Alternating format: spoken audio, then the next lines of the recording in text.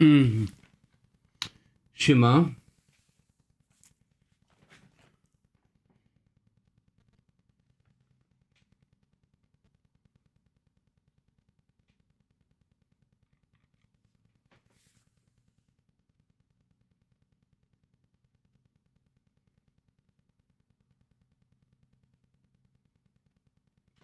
No nie wiem, czy będę robił jutro coś ogólnie, nie mam pojęcia. Chcę sobie zagrać, mieć to ogólnie z głowy. Dobra, włączam konsolkę.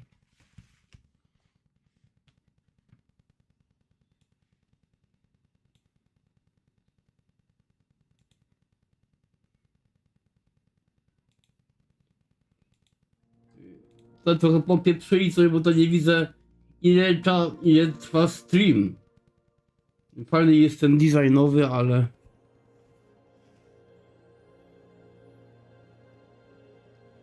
No, będzie jutro, no i co? I zrobię to samo? Bez sensu, ja to już chcę teraz zrobić i jutro do pracy idę. I może jakiś film sobie obejrzę? Póki mam chęć, wiesz o co chodzi. Dobra. W ogóle w to nie grałem. W to nie grałem jeszcze.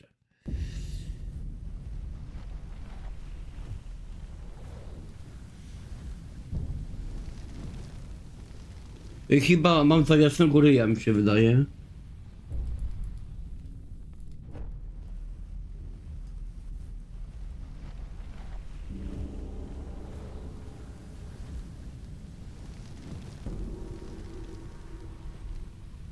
No okej, no trzyma się.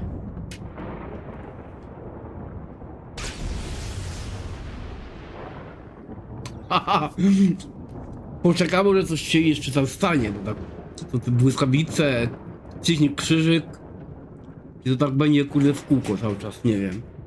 Czy może jakiś deło się pojawi, nie wiem. Mi się wydaje, że niektórzy to od razu wciskają. To sobie poczeka, może coś tam jeszcze coś się pojawi. No jeszcze trochę poczekam. No. Ale to fajnie zrobili klimatycznie, trochę tak pod Mortal Kombat 2. Te błyskawice i w ogóle, nie? Mi się podoba ten design. Taki Mortal Kombat dwójkowy. Dobra, chyba nic nie będzie. Okej. A, muszę scrollować do dół. Że się zgadzam na wszystkie te... Oczywiście 99% i przecinek 9 osób tego nie czyta. Okej, dobra. Kombat card. Krypty. Mamy English. Audio on. Input jakiś mówi.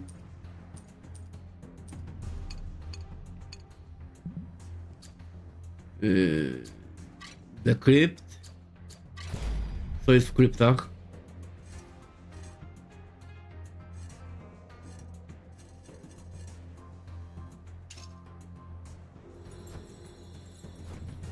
Ojejku, ale tego jest. Dobra, patrzymy. Hey, have you heard of this game, Mortal Kombat? What is Mortal Kombat? It's like Street Fighter, but you could fucking kill people. Whoa!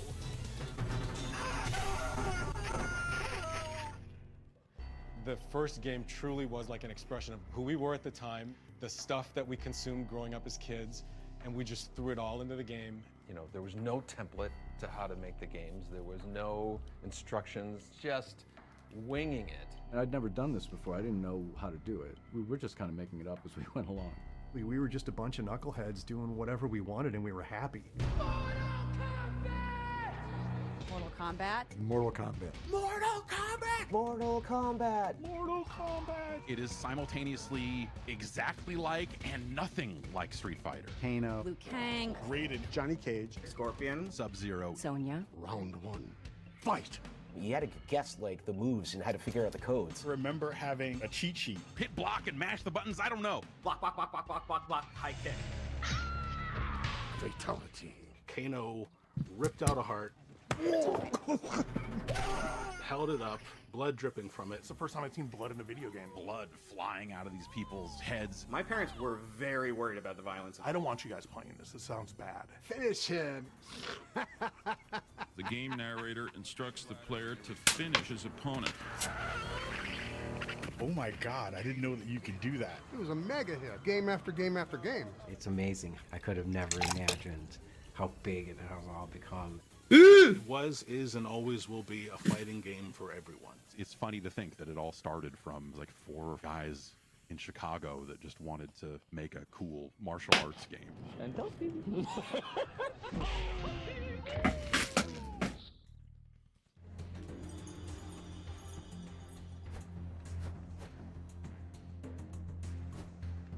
To też się ogląda? Nie, nie.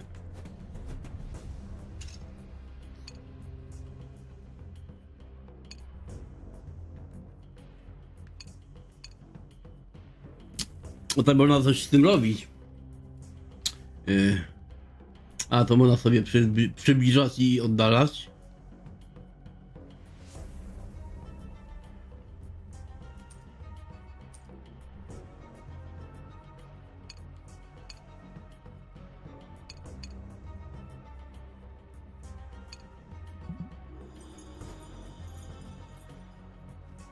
My parents were both born in Dominican Republic, and they were both doctors. I'm one of 5 kids. My older brother and older sister were born in Dominican Republic, and I was the first one born in Chicago, in Rogers Park, Chicago. And my brother and sister followed, Mike Boone, who I've been working with for 20-something years now. So we spent a lot of time playing computer games. We had the old consoles. We had a Bally Astrocade. The Bally Astrocade was a video game system that had a cartridge that was basic programming. And you know, you have the little plastic overlay you put over the keyboard, and you could type in basic programs, and we would write little games. And that was my first exposure to what a computer program is, the idea of creating something digitally by yourself, moving a pixel on the screen and whatnot. It just kind of taps into your brain of, oh, I have control over this, and that's probably where I really got hooked on the idea of being able to control things on a TV. All of my friends already had jobs waiting for them, getting out of school, and I didn't. I made one resume my entire life. I had one resume, and at the very bottom I had a little asterisk that said, strong interest in video games. I got a call from a headhunter saying, are you interested in working at Williams Electronics? And at the time I knew exactly what Williams Electronics was. They were Defender, Stargate, Robotron, Joust, Sinistar, Moon Patrol. You know, there was 100 games that I was aware of that they worked on. I knew the people. Those were exciting days of meeting your idols. Oh, there's Eugene Jarvis, there's Sal DeVita, Mark Trammell, Warren Davis. You're working alongside people that created the games that you grew up with. I went there thinking that I was interviewing for a programmer's job, a video game programmer's job. And they were like, no, this is for pinball. Are you still interested? And I said, yeah, absolutely. And there was a part of my brain behind me that was like, you know, eventually I'd like to get into video games, but it sounds like a fun job nonetheless. My first pinball machine was a game called Millionaire. That was kind of like how I got my foot in the door. I was just learning how to, you know, turn on lamps and flash bulbs and do special effects and whatnot. Eugene Jarvis was working down the hall from me on a game called F-14 Tomcat. He was working on a pinball machine, and Eugene asked me if I could do, you know, special effects for that game. It had some really cool light effects, and so everybody started asking me to do special effects for their games. I became the special effects guy. I met Ed Boon the day he arrived at Williams. He was a really nice guy, young and naive, and smart as hell. Ale za długie wywiady są. We had a great time working on Black Knight with Larry Tomorrow.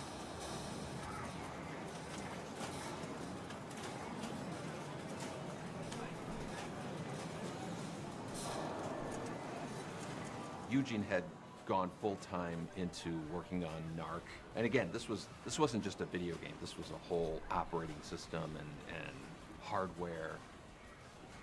He eventually gave me a hardware system in my office while I was programming pinballs, and then on the side I would just be like making packets of dollar signs exploding that they were using in NARC when you would drop money and whatnot. And so I was just messing around with that and was really getting excited about the notion of working on video games. And at some point there was an understanding that when I was done with Black Knight, I would join the video game department to work on high-impact football with Eugene in about 1990, I would guess. A, na górze jest tutaj. Dobra.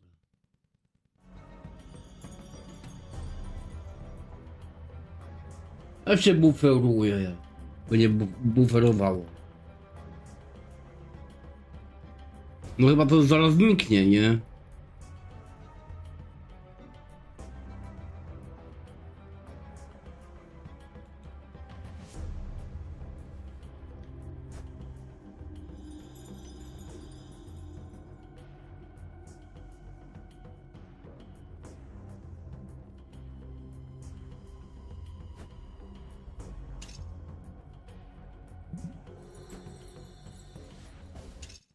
Ashes of the video crash were still smoking a little bit.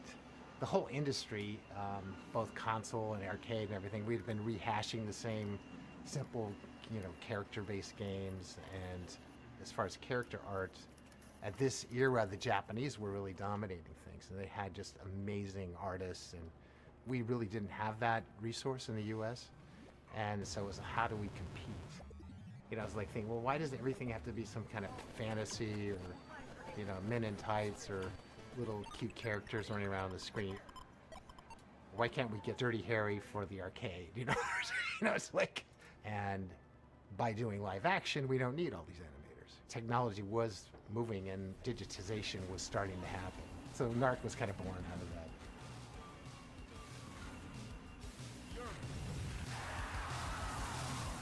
We were envisioning what is the next step. The idea of doing digitized imagery.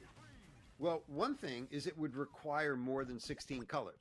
The next step in our hardware design, we knew back in like 86, maybe 87, No cześć. was going to be Siema. 256 colors. Pixel art is great, Oglądam sobie wszystko, tools wszystkie filmiki z make it tego. possible for us to Z Mortal Kombat, capture jakie są, video nie? And then edit that video in a way where we could select the frames very easily. Eugene wrote the operating system. I wrote the display system. It was very early, and there was only a few boards that would do this, and they were very, touchy, and there was no tools, there was no Photoshop, there was no Maya. So Warren was really instrumental in creating that pipeline.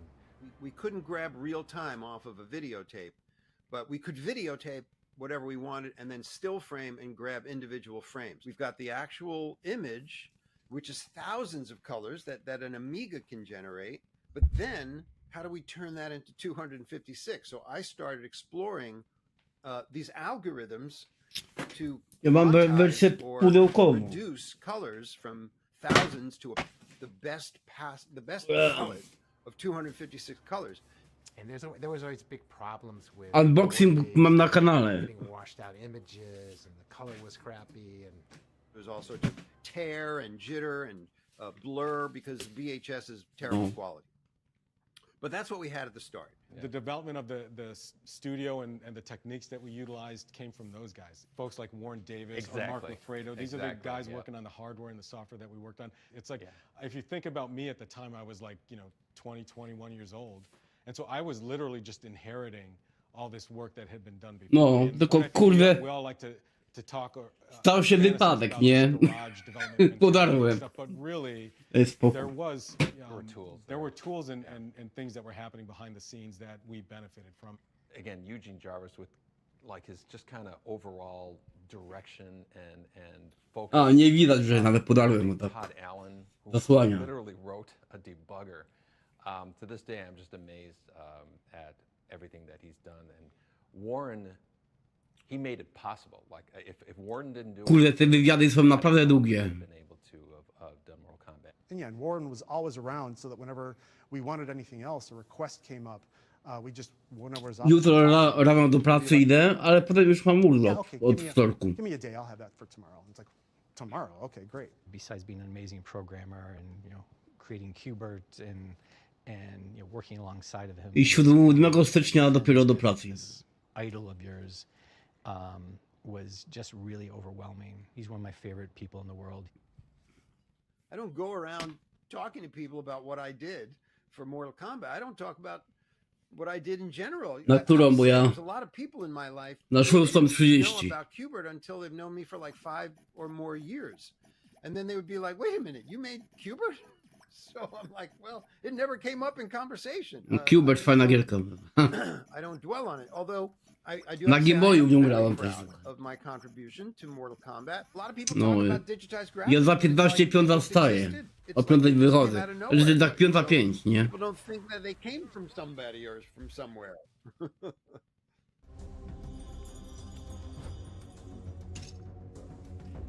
O. Pit Fighter to był kurde ładny krab, z tego co ja wiem. Pamiętam. Znaczy ja chyba grałem trochę Pit Fightera, ale nawet nie pamiętam. Wiem, że na screenach go widziałem w Secret Service.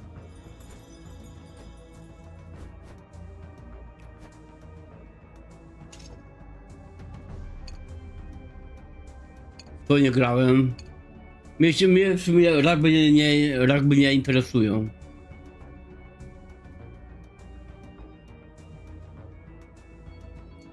Pit Fightera grałeś, tak? Ale chyba, kurde, trochę taki krab, nie? O, znów będzie, John Tobias będzie wywiad. O, to chyba będzie dość długi wywiad. I was born and raised in Chicago. I grew up on the city's near west side, which was, I was maybe a mile and a half away from the United Center. It was a fairly rough neighborhood. But from my earliest days, I started, you know, drawing, probably started with a crayon or something, and found myself inspired by cartoons. Anything I saw on TV, I remember Popeye was a big thing that I watched a lot. Seeing Bruce Lee on the Batman television series was a big thing for me. I didn't know who he was, and this was when I discovered, oh, he's this thing called a martial artist. That was the birth of my Kung Fu consciousness. Whenever I watched a TV show that excited me or saw a movie that excited me, the first thing I did was draw a picture and try to retell those stories as comic books. For some reason, No nie ma, jest tylko wersja po angielsku, nie? Paper was at a premium, so whenever I could get paper, No to bym się dowiedział, o czym oni mówią. whatever I had, paper seemed to be expensive. Growing up in the city, graffiti art was a big thing that was happening at the time, especially in the early 80s. A lot of the time, we would do stuff, you know, on the sneak. And then I think we discovered after a while, if you A ty będziesz kupowała Monstera? a lot of times they'll let you Nie, na PC-ta, na konsolę, nie wiem. whatever it was. And so we did a lot of murals in the mid-late 80s. But I was a huge comic book reader, both DC and Marvel, and found a lot of inspiration from the comic book artists who were popular at the time. And so, of course, it was my dream to illustrate comic books. Powiem ci, że mi się podoba ten nowy design live'a, wiesz? Ekran jest trochę większy. Czas jest na górze, na prawym górnym rogu. Ghostbusters based on the cartoon that was out at the time. I was still at the American Academy of Art, so I was still in college, and I was still illustrating the Ghostbusters comic book, when a friend of mine who I met at the American Academy of Art, named John Vogel, got a job at Williams Electronics doing pixel art for video games. He had gotten a job. No ja dałem za niego, zaraz ci powiem. With real Ghostbusters, and I was like, sure. So he got me an interview at Now Comics. Then once I got my job, kurde, mam tryb samolotowy włączony. Williams Valley Midway, you know, Mark Trammell now needs an artist. Who can we get to work with him? And I'm like, I know a guy that's doing the Ghostbusters comic book, you know. And John called me up and said that they were looking for another artist. When I was hired at Williams, it was to work on Smash TV. And so I interviewed with Mark, I interviewed with Eugene Jarvis. Amazing guy, amazing artist, working on Smash TV. He came up with this animation that the character, as he exploded, the eyeball came up right facing you in the face, and basically he had. Ja zamawiałem swojego Mortala dokładnie 3 września. Was a human 3D rendering. No. Dałem za niego 265 zł i So it's massive, 79 it's a lot of fun groszy. to work on. A lot of hand-drawn pixel sprites, very small graphics in terms of the character art that I was creating. I know that in the back of my mind, I still wanted to do comic book art, but I fell in love with video games and the folks that I worked with. Wtedy zamawiałem 3 I gry. knew right away that hey, Mortala, Battlefielda 6 i tego. I Black Opsa 7. No.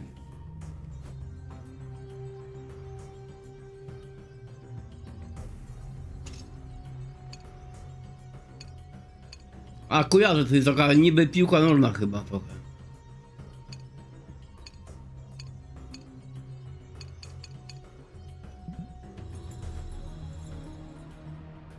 Street Fighter, no tak.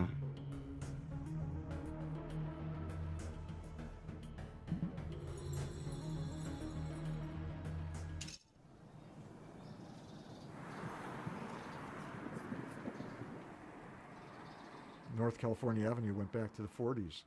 That's where Harry Williams and Lynn Durant had started United. Czy wiesz, tam masz... I was always obviously a big fan of Midway. Ogólnie wiesz, tam nie masz samą płytkę z grą, ale masz plakat, jakieś naklejki, jakiś magnes, jakieś karty, jakieś różne rzeczy masz, nie? Więc jak na Deluxe Edition to jest nawet bardzo tanio, moim zdaniem. Bo zwykłe wersje nowe na PS5 mogą są nawet dużo droższe, nie? You go from silence to like cacophony. It was like an assembly line. There were just Terminator 2s, just hundreds of them in line being developed. Na Deluxe Edition to moim zdaniem bardzo dobra cena. All the explosions going off, I was gobsmacked. Standardowa wersja kosztuje niecałe 200. Fumes from the in-house plating facility, the stamping machines, the burning soldering irons. Everything smacking into itself, just all these sounds, and they actually had 50-ton metal presses stamping out pinball legs. The factory still had dirt floor. Throw things on the floor because somebody's going to come by and sweep it up. So you have this catacomb. At night when you're leaving and like the lights are down and it's like, wow, this would be a great setting for a horror movie or something. And being a programmer, a lot of times we worked at night. That's when the rats would come out. They would grow to the size of like a small cat. But I remember the vending machines, rats could jump up and get the product. So it'd have to be only the top 2 or 3 rows. You could put a candy bar or something. And even then, sometimes you would buy something and it would just be a wrapper. There used to be a cafeteria upstairs with a private chef. And the food was delicious. They had it down. We never left the building, okay? Half an hour. Ale powiem ci tak, że YouTube miało ileś tam lat temu, wcześniej, ale Full HD miało dużo gorszą jakość obrazu. Teraz ma nawet spoko, nie? Nie ma teraz takiego złego obrazu. Nawet w czarnych momentach nie widać pikseli, a kiedyś było je widać dość mocno. Because I could see it being made. Ed Boon, I didn't know anything about him. I mean, he was a programmer in the pinball department at that point. Ed was coming down No rozumiem. Bo ty to już wszystko masz, nie? Right next door to me, there was a double Masz office, and it had wersję typowo oryginalną, nie? John Bogle. And there was a doorway between the 2 offices that was kind of kept closed. He cranked his music really loud, and I remember he poked his head in, and he said, "Hey, is that too loud? Is the music too loud?" And we said, "It's a little loud." So he went in and like lowered the music, and he came back. He's like, "Is that too loud?" So anyway, that's the first time I met Ed. And after that, Ja miałem PS1, dość sporo gier, ale musiałem sprzedać, bo... No bo były bardzo pieniądze potrzebne, ale sprzedałem braciakowi, nie? Też miałem wszystkie części Mortala, jakie wyszły na PS1, nie? Things like that. You could hear conversations of all the different games going on. There was only like 2 or 3 games going on. And then we would all kind of like give each other ideas for stuff. It was a very collaborative environment. The environment was beautiful. I mean, good enough to make a video game and... Pewnie masz też Dreamcasta, Mortal Kombat Gold, nie? somehow the walls kind of absorbed all of it. Też była ucięta trochę wersja na Nintendo 64, Mortal Kombat Trilogy, Sub-Zero też była.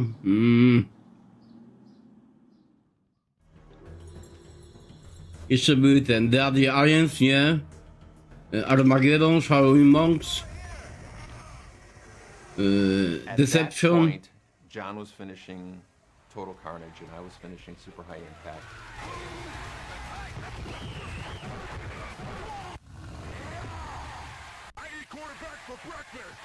When we started to talk about what would become Mortal Kombat, I think the initial conversation was about, hey, wouldn't it be cool to do a one-on-one? Ale w Armagedonie krypta była zajebista, moim About a zdaniem. game called Street Fighter, who had really big characters. The thing that stood out for us about Street Fighter was they had really big characters on the screen. I think for me it was anything to get away from the little tiny character sprites that I had done in the last two games. And we were saying, how cool would it be to have our digitized characters? Street Fighter was kind of fantastical hand animation, beautiful stuff, but their vision was, let's take this photorealistic system we have now and have a photorealistic fighting game. Wiesz co, cieszę się, że zrobili właśnie taką kolekcję, wiesz? Mam nadzieję, że zrobią drugą część. Albo nie będą robić drugiej części, tylko że może będą jakiegoś update'a robić, że nie będą inne części, wiesz, Mortal Kombat. The Alliance, Armageddon i tak dalej, Shaolin Monks. Let's see if he's interested. The reason we made Deception. the video to pitch to Jean-Claude Van Damme was because another team at Midway had done the same thing with Terminator arcade game as well as Revolution X to Aerosmith. And so we decided just to No właśnie, MK Gold też, no. success with doing that. We found the movie Bloodsport and we basically grabbed a number of frames of him just kind of getting into a fighting stance pose, and we put the power bars and we kind of mocked up what a generic fighting game screen. And again, just to give him the idea of what the game would look like, how he would be the star, and how realistic the graphics would be. And I reached out, and it wasn't a no. Kiedyś było Whether or not things didn't happen quickly enough, Mortal Kombat I don't Arcade think it was Collection. ever like a door To był Mortal Kombat 1, 2 i Ultimate Mortal Kombat 3. because I think we just kind of left it. W czasie tam Xboxa 360 i PS3, nie? An idea. But as far as to Miało być to w wersjach HD, ale zrezygnowali. Chyba ze względu na koszty tej digitalizacji dużo roboty by było, nie? Bo wszystkie postacie od nowa musieli robić, no. I tak, Arcade Collection miała wejść tylko i wyłącznie na konsolę. Ale dużo ludzi się prosiło, żeby na PC też wyszło i w końcu no jakimś cudem wyszło na PC też, nie?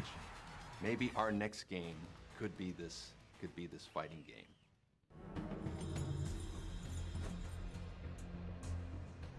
The team on Mortal Kombat 1 was 4 of us. My name is Ed Boone. I'm co-designer and programmer. My name's Dan Forden, and I do sound and music. John Vogel, background special effects. John Tobias, and co-designer and lead artist. There was other sort of support staff, but that had to do more with like the cabinet and the wiring. A team being composed of, I think, 4, 5, 6 people was not uncommon. You were in one of two cabinets. Ja mam na PC, ale ciężko go odpalić, ale kupowałem na Xboxa 360, jak sobie kupuję chyba w tym roku. I był jeszcze sklep, nie? Sobie zakupiłem Mortal Kombat Arcade Collection na Xboxa 360 i sobie mam, nie? Certainly when I started working on Smash TV, it was myself, Mark Turmel, and I think there was maybe one other programmer at the time, and then Eugene Jarvis eventually came on. Partly it was just the simplicity of the games of that era. A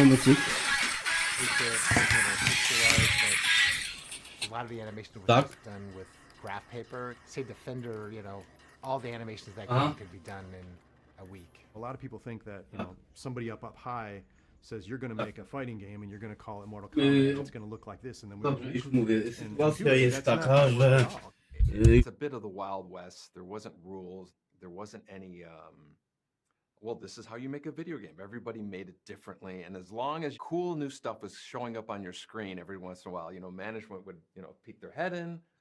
Oh, you got fatalities going. Good job. And then they'd leave and you just continue with it. It was so pure, you didn't have to, have a committee meeting every time you wanted to add a feature. And things were so loose back then, there wasn't really a workflow. It was like, hey, we need to get something done. Just do it. It was just like, yeah, let's try this out, and see if it works. And I think maybe a part of it was also that I wasn't conscious of might have been to keep costs down. I know what my salary was at the time. I don't know what Ed's salary was, but I have to believe that the development of MK in terms of the cost of us had to have been, I don't know, not much. And I remember at the end of my first year working at Midway, I was doing my taxes. My dad was helping me do my taxes. When I started at Williams, I was making $19,000 a year. He knew the hours I was putting in, and we did the math, and I was making probably $2 an hour is what I was making working at Williams, and I didn't care. I loved the work so much.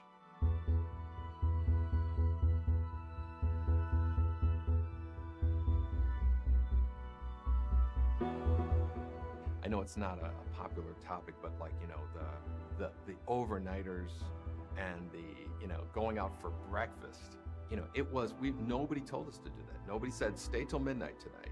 If anything, they were, you guys are burning yourselves out, and you gotta take it easy or something. So because of the schedules and because of how few people there were, and we were all playing multiple roles, wore multiple hats, that there was just too much work.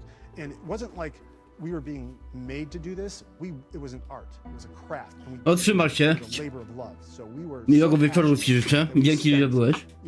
all of our waking hours and our sleeping hours in the studio. Some people look back and they go, oh, that was abuse or something like that. It's like, no, we were guys in our 20s who were motivated to do something cool. You were working on Liu Kang's, flying kick, and it was feeling good, and you wanted to keep perfecting it, and it was my obsession. It was like being paid to do a hobby. If a band is up all night learning a song, they want to nail it, and it's the exact same thing. It's completely self-motivated. Back then, it was nothing but fun. It was just, working there was just hilarious. The secret sauce was basically we were just a bunch of knuckleheads doing whatever we wanted, and we were happy.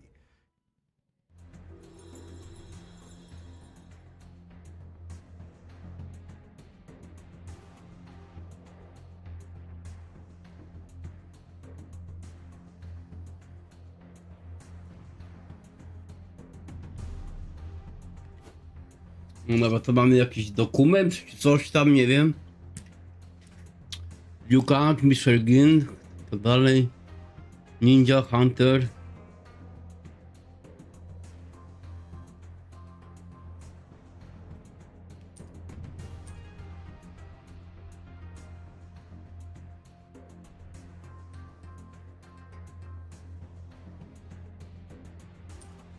A, mogę sobie zrobić, żeby napisu nie było.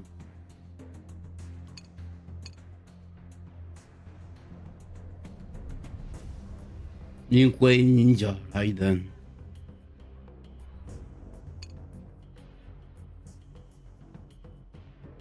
John Cage.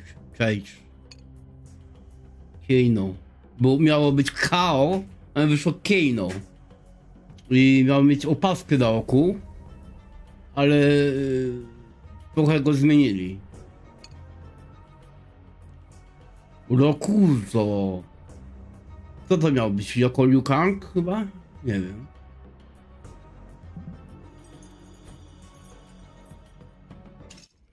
My job on MK1 was basically to do backgrounds. Like John would do characters and I would do the backgrounds. Things were very simple back then, like. One more time.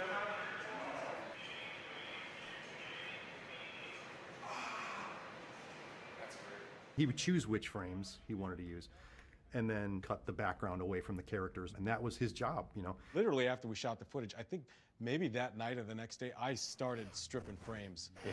Right away. We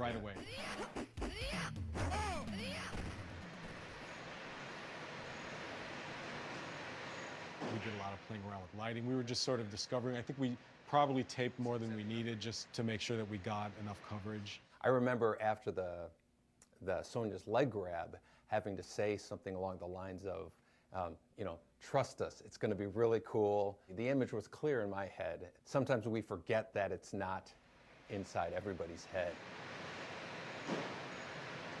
Okay, that's good. Okay, now once from the very middle, all you have to do is just land right there. Okay, can you do that, or is that The beginning part. She should do it from the stance. Right. We were trying to get a film-like quality, but we wanted to just amp it up a little bit. And once we realized that pumping up colors really attracted people to our games, that was, you know, also our trademark.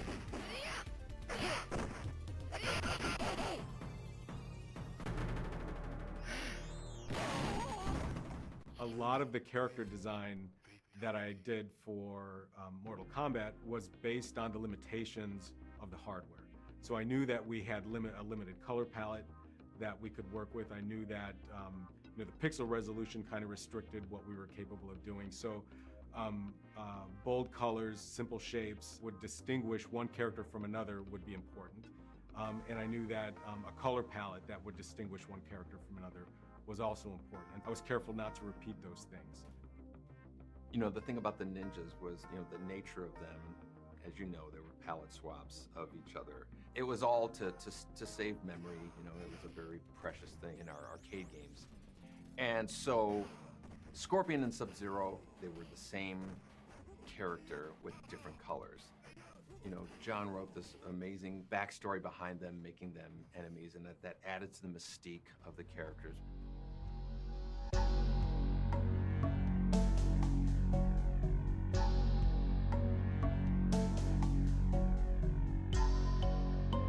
In one of the pages of my notebook, I had scribbled, okay, here are the characters and here are their archetypes.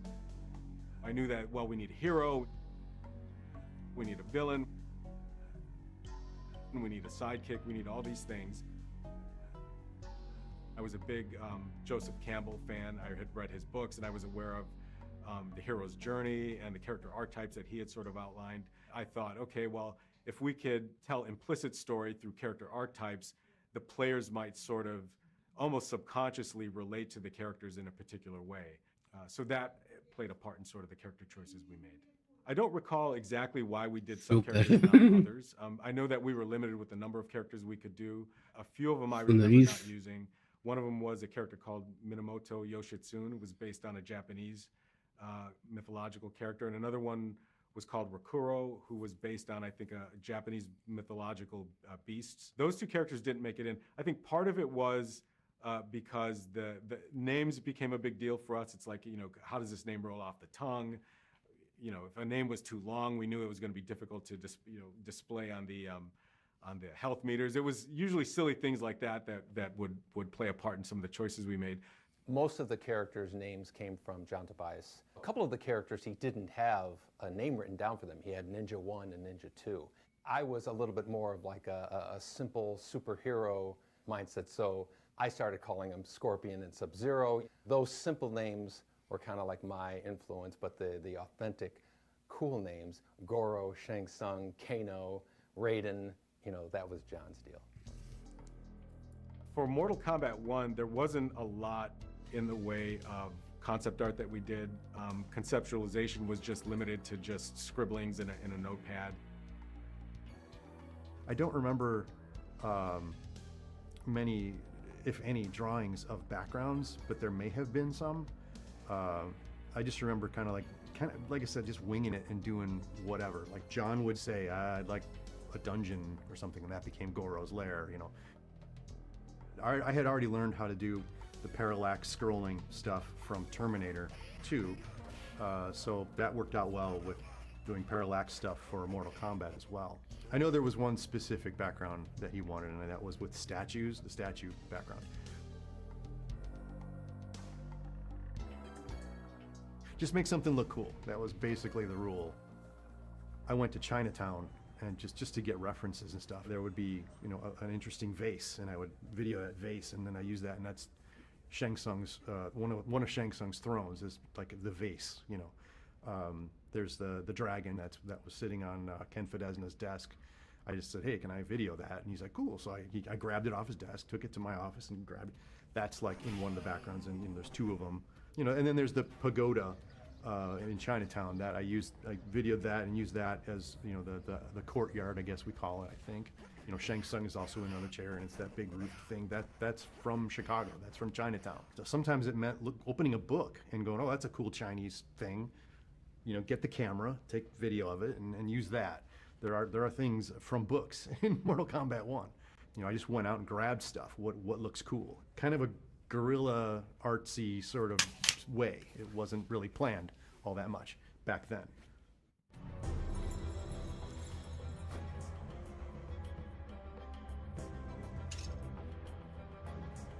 Były areny jakieś.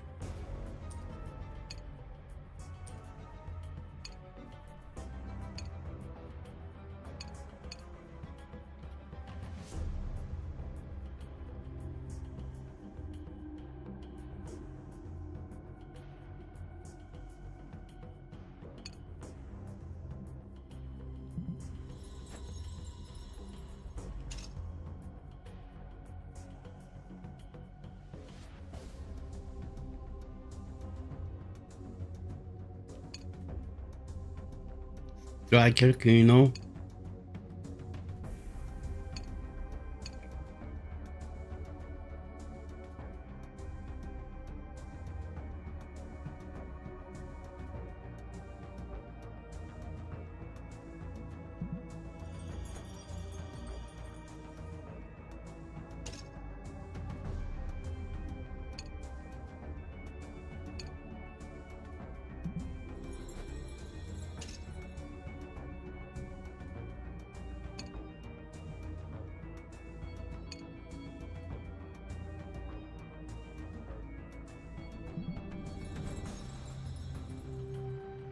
One of the really cool things about Mortal Kombat and about some of the really great games, if you have a really great winning concept, often, you know, they got that game running in like a month.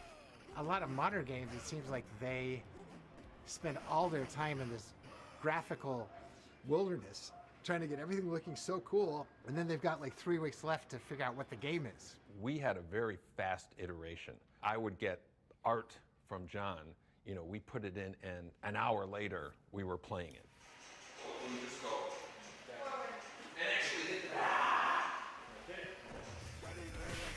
Raiden wins.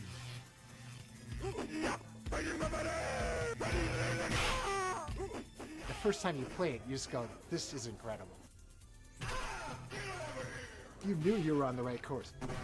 Ed was like just eager to have people in and give them feedback on stuff. A lot of times it was just, you know, someone, you'd have someone in your office to look at something and they go, hey, what about this? And then, you know, maybe that's a good idea. Ideas could come and be turned into reality in the same day. Yeah, in fact, I remember we would record a little bit of footage. Okay, one more time. All right, that's good. And it wasn't until Ed actually got the frames and could get them in the game, not until that point would we know that we were making the right choices.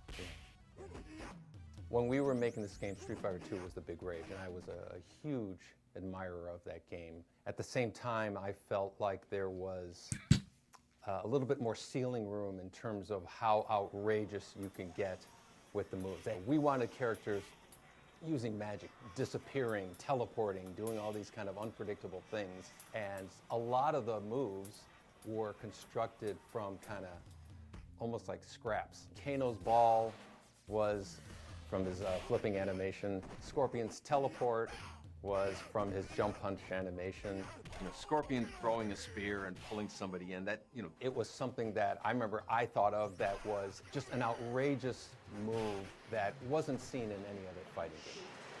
Right, although we used to try to do the wind up and throw was usually like 5 frames maybe. Like if you went like that. Yeah, something like that. It was one of those spur of the moment, inspirational ideas that ended up becoming like very signature, very iconic to Mortal Kombat. the way he was implementing them was so interesting because he uses the frames of animation, and he was, as a programmer, would move them around to do things. Like he would define like how things animated across the screen. When we did the Liu Kang flying kick, you got to stop him once he makes contact, and it'll make the impact feel like it's a lot more intense and more forceful. Iterating again and again how important it is that we get the timing of all these things correct. Other than, you know, how John would define what the actual frames of animation were, Ed defined how things moved around. There's little nuances that are put into the game that a lot of players don't identify, but they just know that it feels good, and they're not sure why.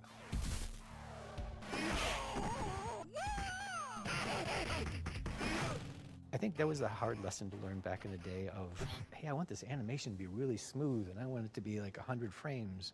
And it's like, no, it doesn't feel good. It doesn't feel good. And it has to feel good.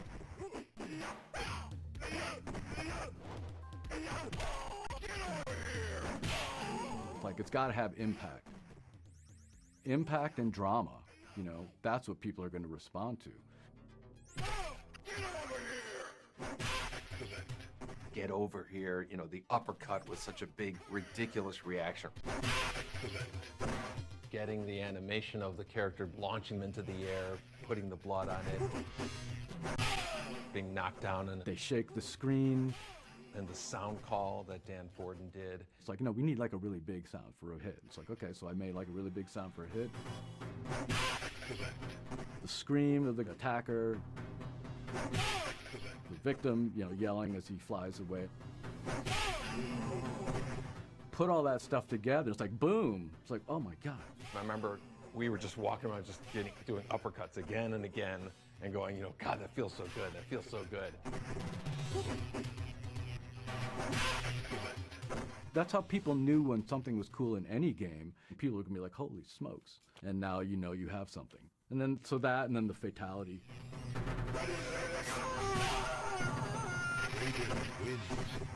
Like, fatalities were the big thing that made us a hit.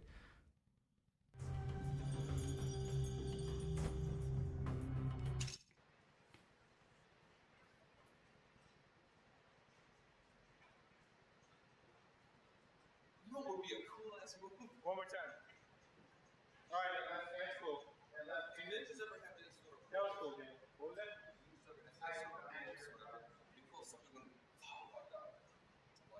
Arrow, whatever, and stuck into the other Yeah, guy, and it dragged him across the Didn't you say?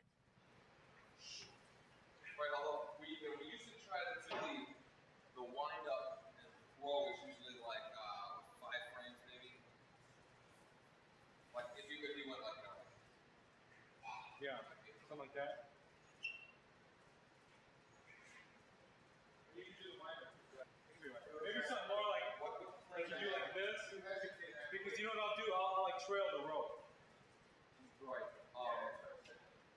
Can you make where you throw it the plane? Like I want the thing to hit the guy in the chest, you know?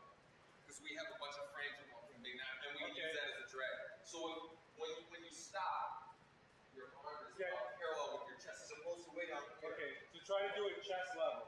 Okay. A little bit more of a wind up. So that would be alright, because I could do like a little thing of the rope more like this, like a tie in, like a little snake in. Oh, you know what? Wait, you know what we should do? After he does that, we should have him do. Well, I think you have to do like. Yeah, okay. So, do the throw, and then we need some kind of pull back. Put your hands together and do that. Okay. Yeah.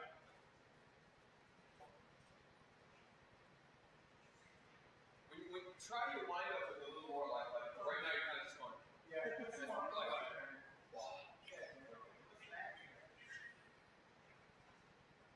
Okay, one more time.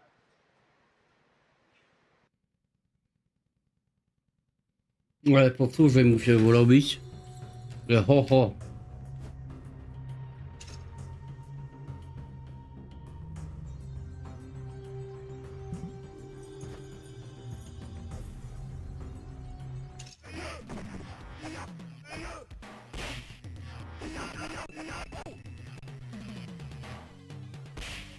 Raiden wins. Street Fighter had this feature which I loved and hated at the same time. You can get your opponent dizzy. I loved the fact when I was the aggressor and saw my opponent dizzy, you're almost like salivating at this free hit that you get. And then I hated the idea of being the victim. I put the dizzy feature at the end of the fight. You just get like one last hit. And everybody would do an uppercut as your kind of like payoff.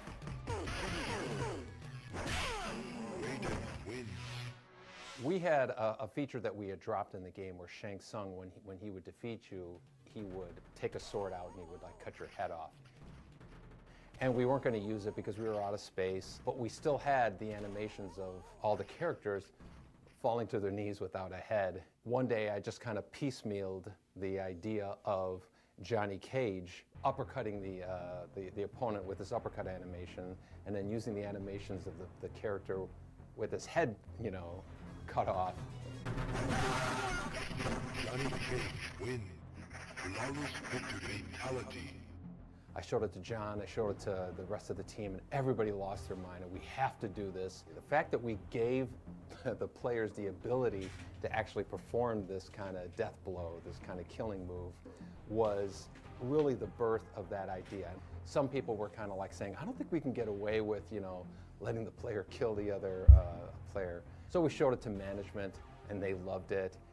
I was surprised that we could include the level of you know, blood spattering around that we did. But of course, you know, when I was working on Mortal Kombat, I had just come from Smash TV and Total Carnage. And so, you know, the levels of blood spattering around the screen wasn't new to me.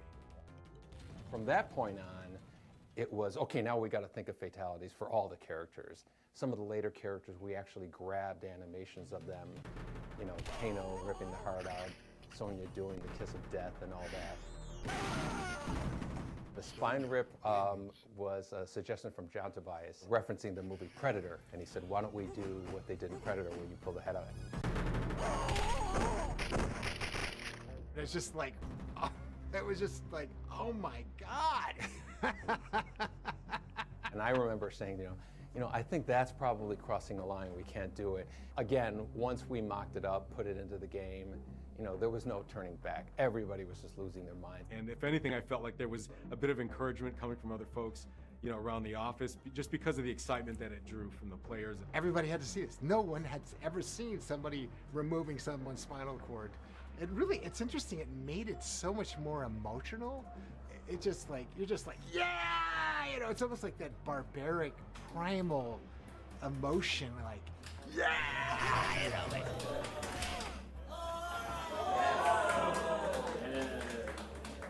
We never performance captured a fatality for Liu Kang. But there were some animations that we had not used. One of them was this really cool cartwheel kick. Whoa. Yeah, let's grab that again, even if we don't use it. Right. We'll use it someplace. We were both like, wow, we'll find a place for that. When it came time to do Liu Kang's fatality, we just spliced on the uppercut animation at the end of it, and it wasn't disgusting, it wasn't gross, it wasn't shocking. Liu Kang wins. And we just kind of reasoned with ourselves to say, well, Liu Kang's the hero, he's a Shaolin monk, he's peaceful, heroes don't kill people, so we just give him a big uppercut. The process of adding fatalities into the game created so much energy in the whole studio in terms of their excitement for the game that we knew there was no backing out of it at that point. Again, you're in a very small screen environment. You really have to exaggerate things. You have to make it just outrageous. Scorpion wins. We found the Holy Grail. It's like hitting the lottery. You know, it was something that we knew was going to be a signature part of Mortal Kombat. I always judge a great game by how loud players get when they play. You yell at your friends and laugh, and the volume level is a measure of a good game for me. And like I said, it was just fun and it was happy, and that may be the secret sauce.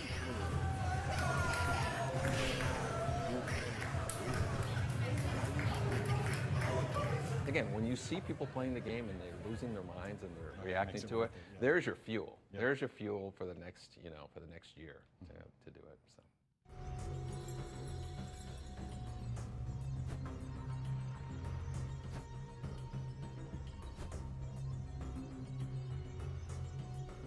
Who put the K in Kombat?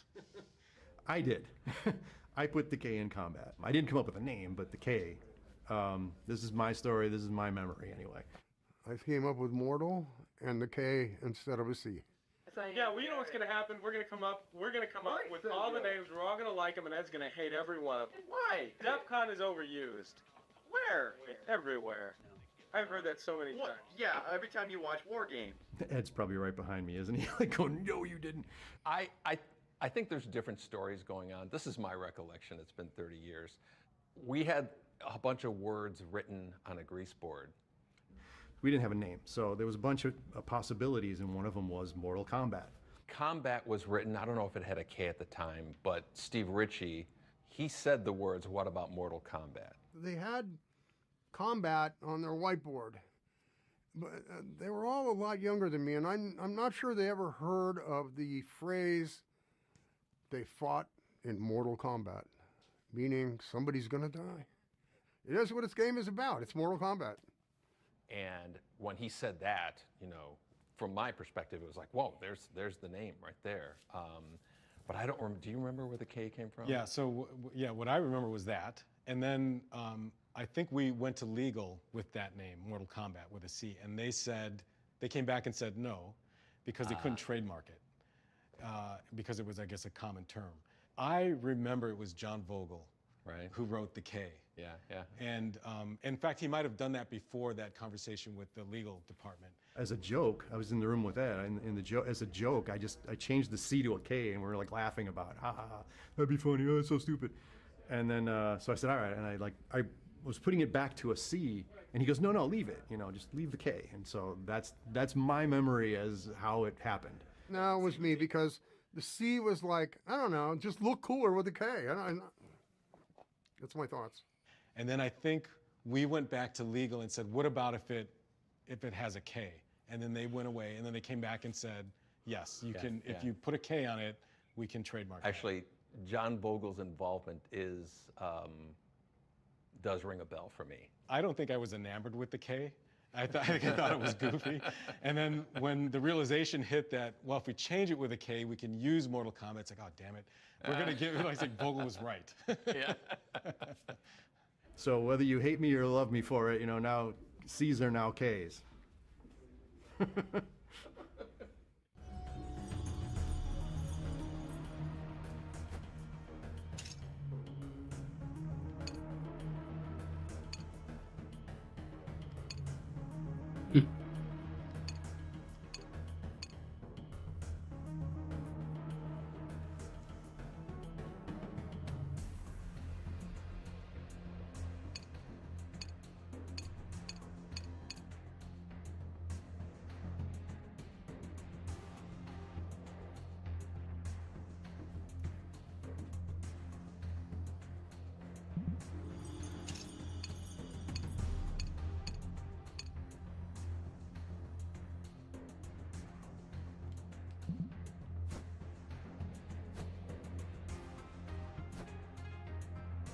This is the sound area. This is where they make all the sounds for the games. I am an audio director here at NetherRealm. The sound guy, gotta get the voices in. Dan shows you cool stuff every couple of days. He just comes in and you go, great, this is awesome. And he's a lot like Ed, where I just have this confidence that, he's going to go away and come back with something spectacular. That's the Johnny Cage Nut Crunch, I believe.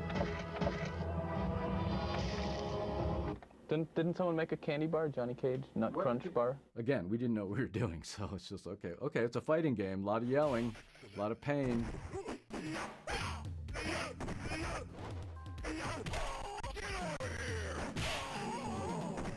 I don't think we had enough memory to record, okay, this is Scorpion's voice, this is Sub-Zero, so we just, like the men, we just mixed and matched. I think Sonya was the only female in the first one, so we had, obviously, a female voice for that, and that was hers.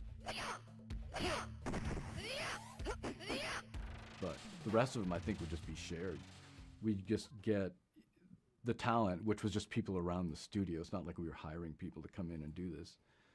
We recorded me as the announcer, as Shang Tsung. You know, Liu Kang wins. Finish him. Liu Kang wins. Fatality. You know, fatality. All of those kind of classic sound calls was me, because we didn't have somebody with a better voice. Later on, we found Steve Ritchie, who had a much better voice in terms of like an announcer. Baraka wins. Flawless victory. Fatality. I did a terrible Bruce Lee impersonation for Liu Kang.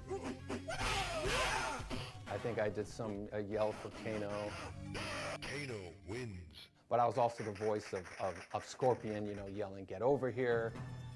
Get over here! Excellent.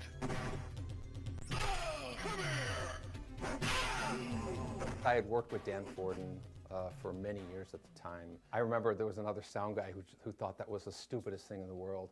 And it kind of was, you know. Why would a ninja, you know, yell, "Get over here"? That's such like an American kind of thing. Scorpion wins. The idea was, again, the outrageous presentation. We really wanted to have, you know, just yelling and loudness in general into the game. From something that became with such silly roots and beginnings, you can't imagine Scorpion not having the "Get over here." Ed would get me, this is back in the days of VHS, right? He would get me a playthrough of the background that I'd be working on. These are the instruments that I have, and look at the background, trying to think of like, well, what makes sense musically for this? You try to imagine the action of playing the game and what the music's gonna do to like get you revved up. Ever since, I don't know, the 70s, early 70s even, but always liked progressive rock a lot. So a friend of mine turned me on to King Crimson in high school, and that's been like a love of mine ever since. And so there's no doubt that there's a lot of King Crimson influence in the Mortal Kombat music that I wrote over the years. You know, like the very first tune, it's a melody in a diminished scale, harmonized at the fifth. So that sounds like a lot of King Crimson stuff. I think they pretty much liked everything I did. I don't remember doing over too many things. Now and then there would be like, you know, maybe you should try this instead of that, and some sort of corrective feedback. But for the most part, it's just we were just kind of making it up as we went along.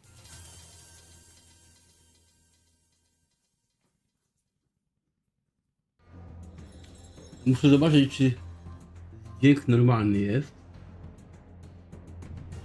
To tak, tutaj muszę sobie wyciszyć.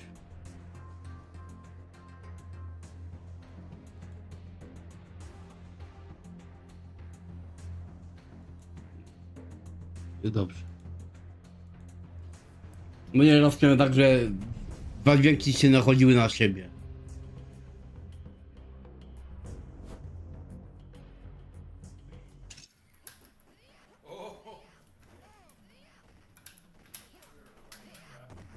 Testing a game was always one of the most fun parts of the job.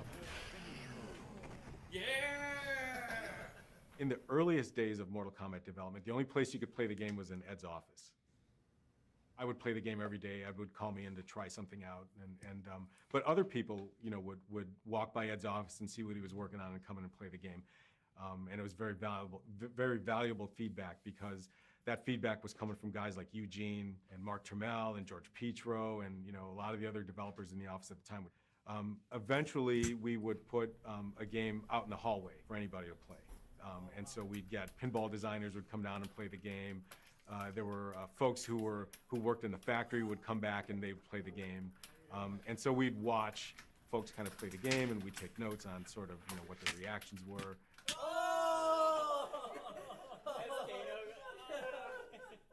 And then eventually that would lead to our first weekend test. Testing the game in the arcade was such a critical part of determining what's working and what doesn't work. Being on test is like one of the best parts, one of the most exciting parts of doing an arcade game. Our first location test was a weekend test that we did, and that was done at an arcade called Times Square. It was a Friday night, so it was packed. The arcade was packed. And there was a crowd around the Street Fighter game. Street Fighter 2 was out at the time. And I just thought, there's no way these guys are coming over to play our game.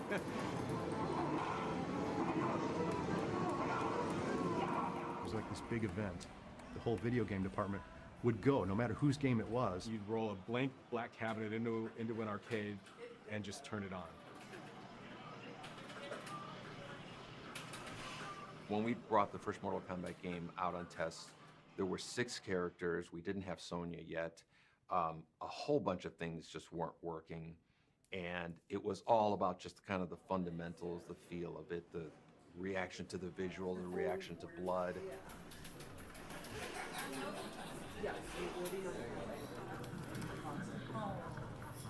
That rush, that reverie, or that destruction and devastation if something doesn't work out, you know, like, it's like, oh, we got to fix that, you know, and it hurts, you know, it feels bad. I remember watching the first player, who was one of the guys from the crowd, walking over and looking at the attract mode and then dropping a token in and playing the game.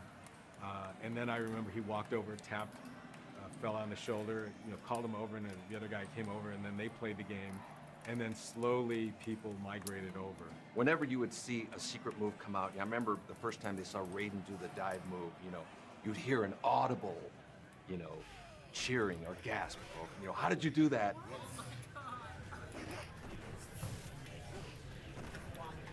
Easily the most enjoyable part for me was seeing and hearing reactions from players. And at some point, Ed, I think, went in and he did a fatality. Kind of a thing, and then he walked away, you know. Like, now it's a big frenzy to figure out, like, how do you do that? How do you do that? And that's how people found out about the fatalities, assuming my memory is correct, but I believe that's how it happened. We would never perform fatalities in front of people because then someone's going to see you do it, right? Like, we wanted to launch the game and have people discover it naturally and organically.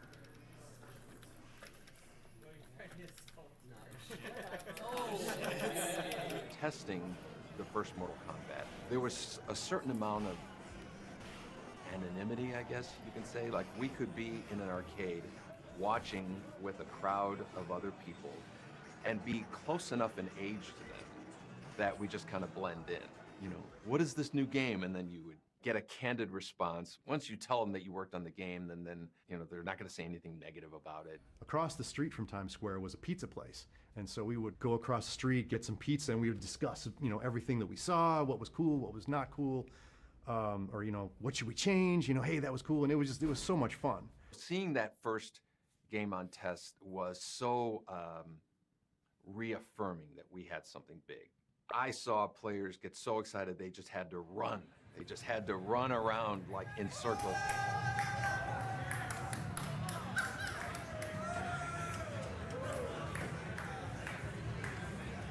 By the end of that night, we had a pack of players around our game, hooting and hollering and just having a great time. Players that we saw first see the game on a Friday, we saw them the entire weekend. And I think at that point I thought, okay, we're gonna be okay.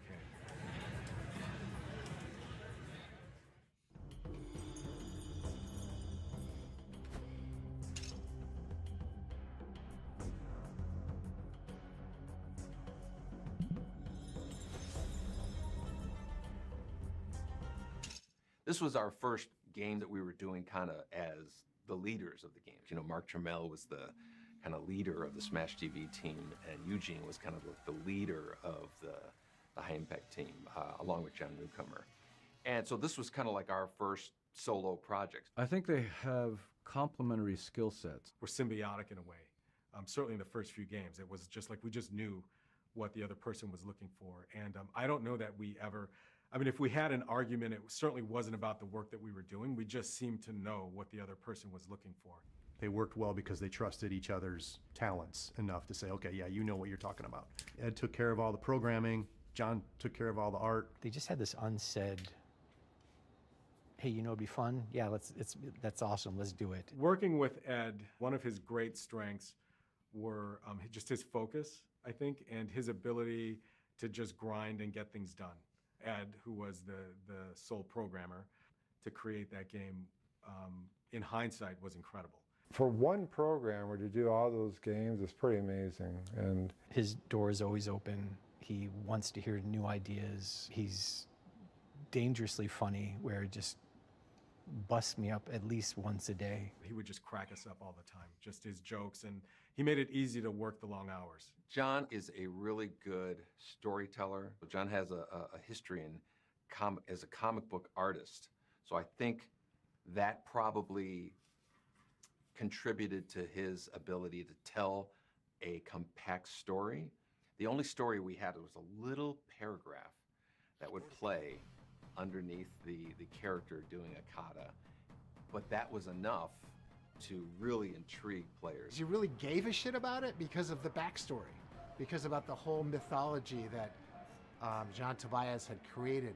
You know, maybe not unlike WWF or something, almost like Star Wars in martial arts. The first game truly was like an expression of just who we were at the time. You know, we were in our early 20s, the stuff that we consumed growing up as kids, and we just threw it all into the game. There was nobody telling us what to do, how to do it. I think it was a great partnership, and I think, you know, what can you say? Success beyond belief.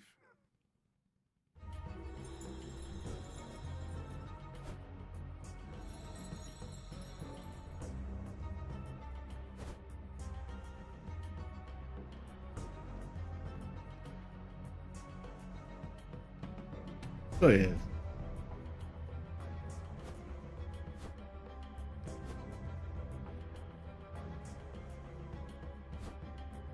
O kurde! To jest tam niżej coś.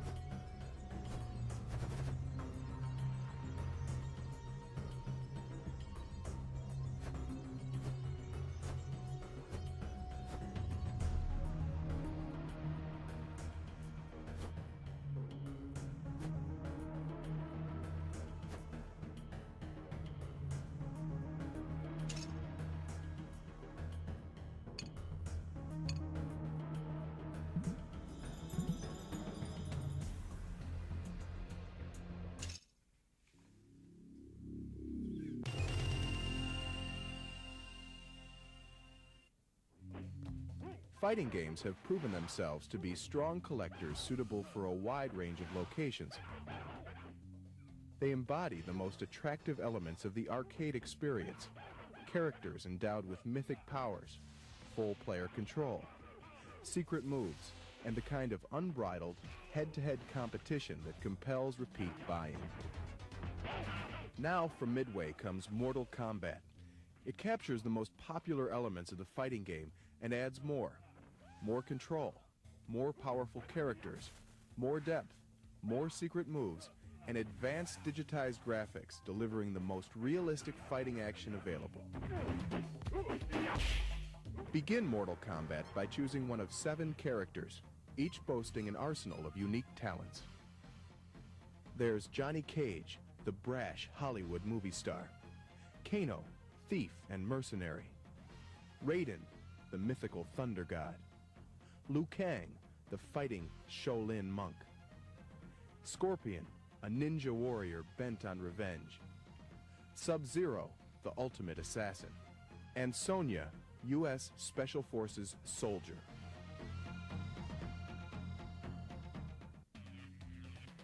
Each player has 5 basic moves corresponding to the 5 action buttons. High punch.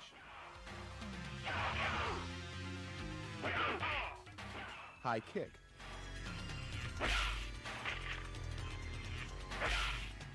Low punch.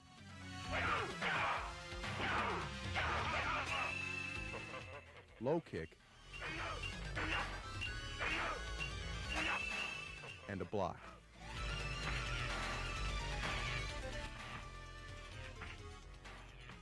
In addition to these moves, players will continue to discover new joystick button combinations.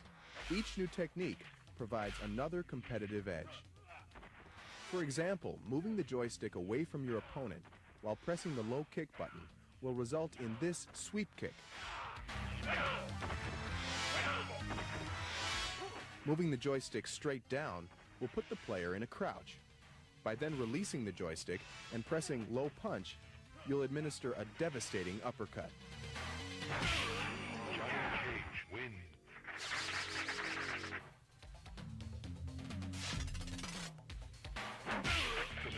Secret moves play a big part in the success of any fighting game. Collections soar as players strive to develop a character's full fighting potential. Mortal Kombat has several times more secret moves than the nearest competitor. The button joystick combinations required to execute these moves are different for each character, as are the moves themselves. And each character's arsenal of secret moves offers unique tactical advantages. If you learn one of Sonya's secret moves, you'll be able to perform this devastating scissor throw.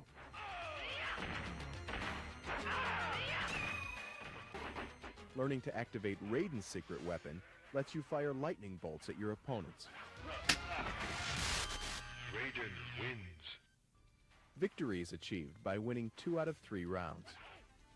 Players losing a match will have to buy in to continue.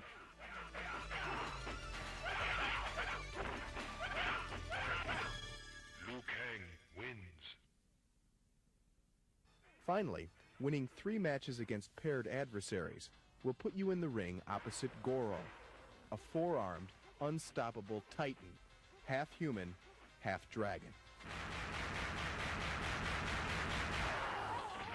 Should Goro be subdued, you'll engage the most deceptive and powerful opponent of all, Shang Tsung, the bloodthirsty emperor capable of instantly becoming any fighter he chooses. Conquer Shang Tsung, and you will have joined unfrequented ranks, those who have battled all adversaries, yet survived. Test your might.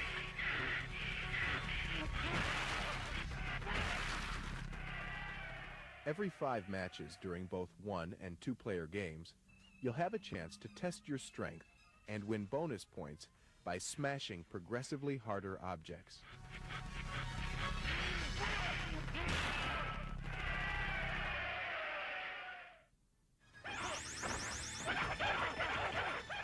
Two-player mode allows true head-to-head combat. Players must rely on their fighting abilities, as well as a knowledge of their character's strengths, as they are matched against an opponent with different, but equally lethal, abilities. Each player selects a character and the match begins. The player losing the best-of-3 match will have the option of buying in to continue. The winning player will continue to play as long as he maintains a string of victories. Loser pays, winner stays.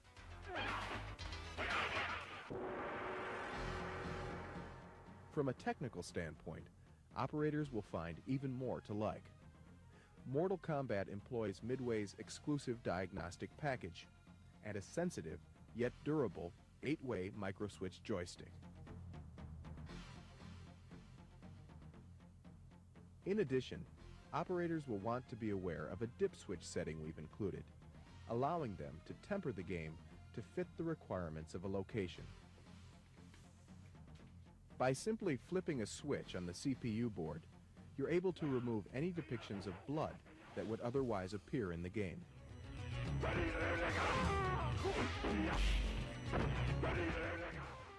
Another dip switch will disable the most graphic secret moves. In this way, operators can be sure they're matching the game to the disposition of their clientele.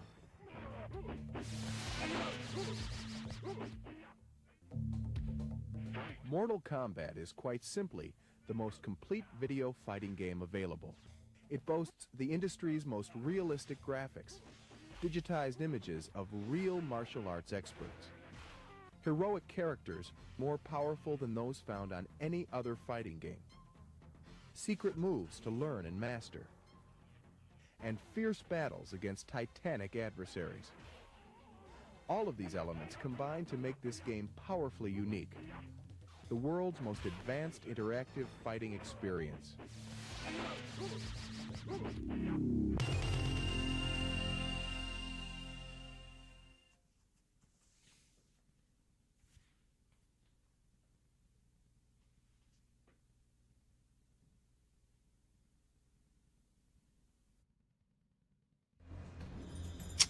No to był długi filmik.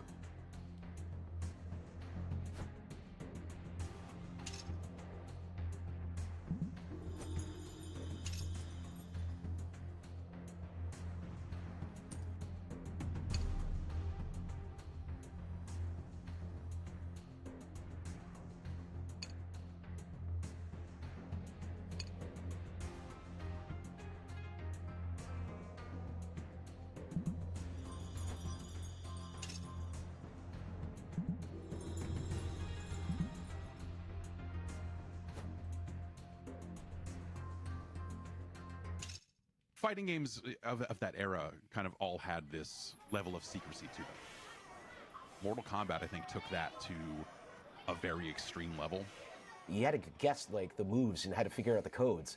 I think Street Fighter did something like that, right? They didn't document any of the moves, so we took that same approach. I think not having a move list, there was so much to explore and you had no idea of what you were still missing. It was another thing, it built up so much mystique to the game. But then we kind of extended it, right, with the fatalities and whatnots.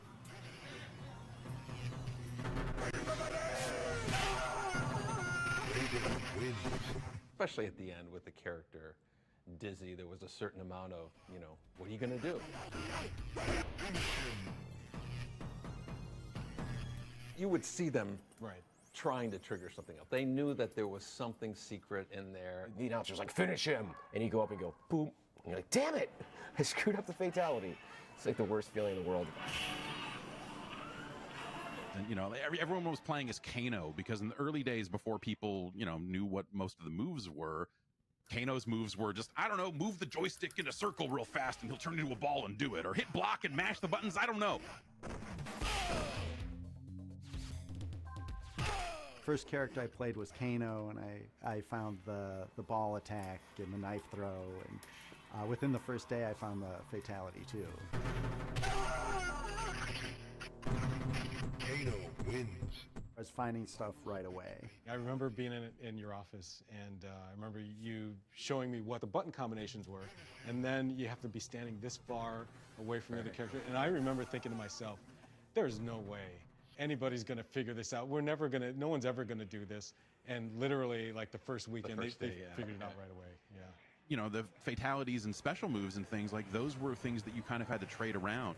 Because you'd hear people chattering like, oh, there's this move, and not having the internet at the time to go to. It made it very social. If you knew something that wasn't, you know, widespread knowledge, you could take that down to the arcade and pull it out on somebody and really blow some mind. So a lot of hand watching. Where did you stand? The most premium spots are literally right behind it, like right between two people, or on the corners, because those are the only spots where you were able to see the screen and people's hands at the same time. There was so much in there, and it really requires a fan base to come together and share, to work together to play them and solve them and uncover the secrets and all that stuff.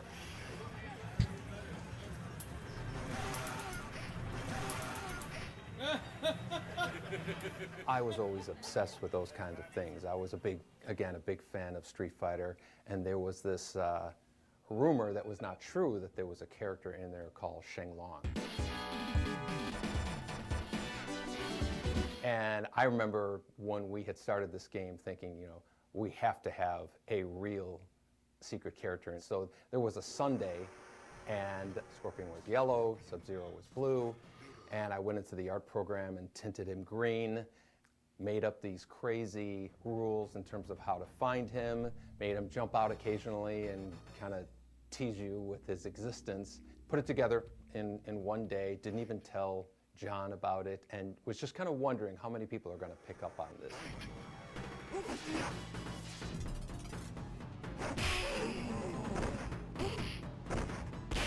It became a bit of like a Bigfoot. Some people had sightings and some people didn't, because there was this one that was real and was rather difficult to find. It could give players a little bit of creative license to come up with something and say that they did see something else happening in the game. The level of secrets that happened in those first few Mortal Kombat games kind of corresponds with the rise of the internet. And people started trading around like, hey, here's a list of, I think these are fatalities. I remember going home to my dad's house, and he had internet. He had a CompuServe account. And I started just learning as much as I could.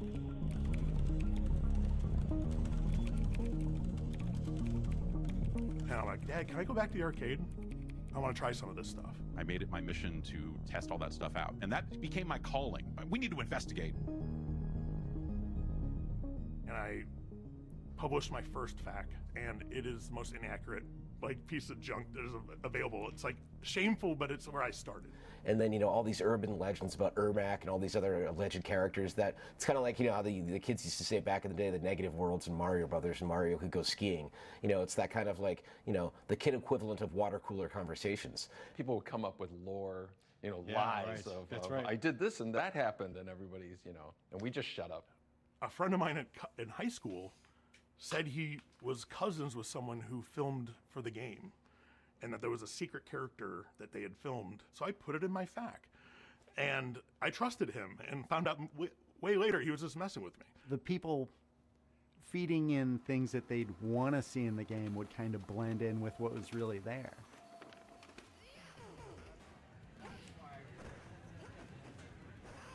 Sometimes you'd see a move and then it was gone. You'd be like, I swear this was in there. Did that really happen? Like, there was no way to capture it. A friend of mine, his little brother was playing the game and told me about Kano's laser beam. Yeah, that's and, right. And I remember telling my friend's younger brother, you know, there's no laser beam. He's like, no, I saw it. And so I know he's mistaken with what, I don't know what he saw, but he didn't see that.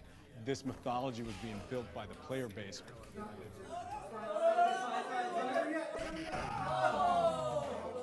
I think we understood that pretty early on, and Ed, more than anybody, I think really took advantage of that and, you know, kind of messed with the players with hiding stuff in the game.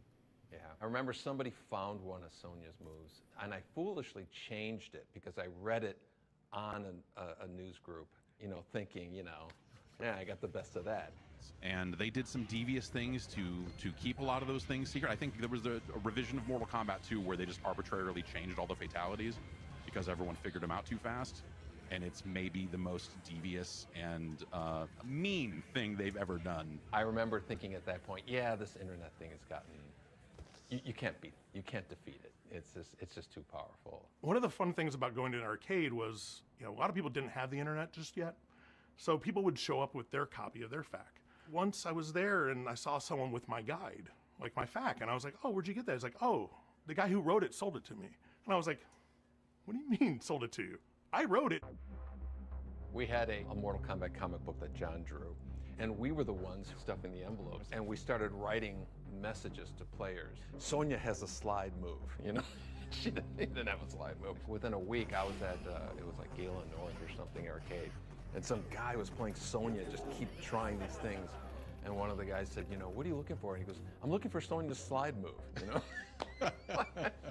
Poor guy was, you know, looking for it. But we were just adding fuel to that fire. Most of those secrets went unknown to me until much later in life when walkthroughs on YouTube became a thing. And I was like, whoa, I totally missed a lot of stuff in a lot of games. So to us, secrets were basically replay value. And that was the most important thing for us. Having more to do with the game, having more to discover, more to enjoy. We love the idea of, you know, just this question mark over the game. You know, what else is in there that nobody else has found? And it just made the game that much more mysterious, right?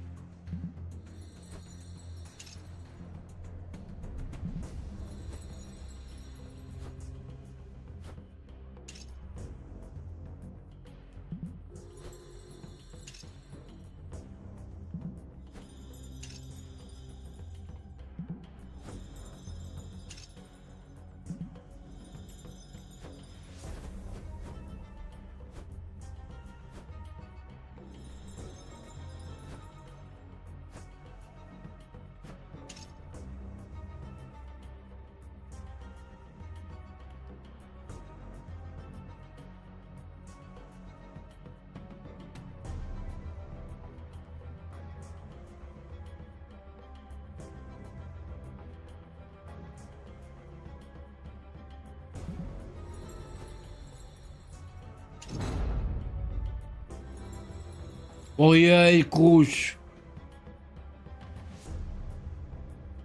To nie jest koniec.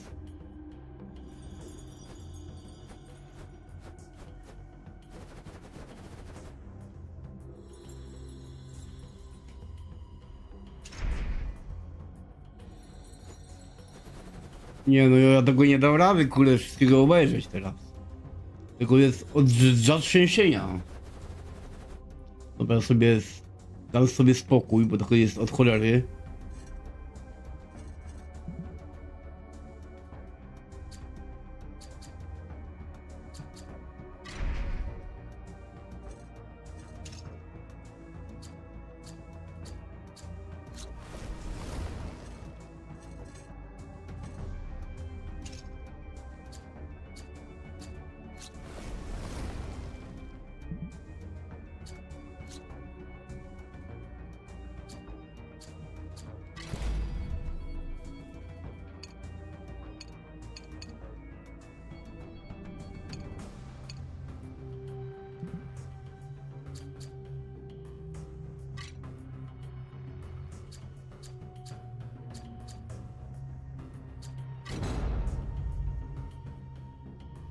Konsole, handheldy.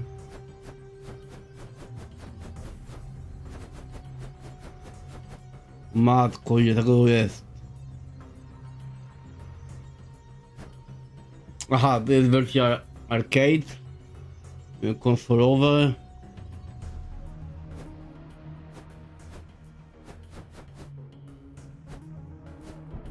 Kurde, nie to chciałem.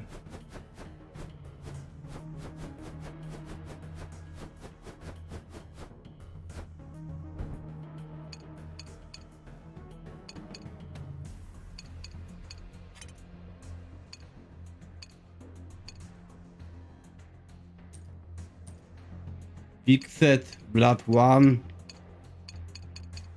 Podczas gry chyba mogę sobie tam popatrzeć, jak to będzie wyglądać.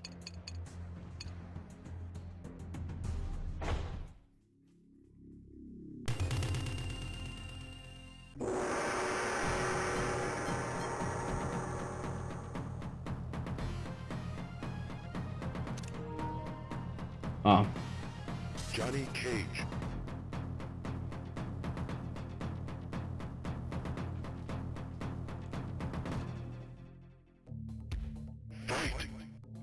Jezu, to jest jasno. To jakaś pauza? Nie.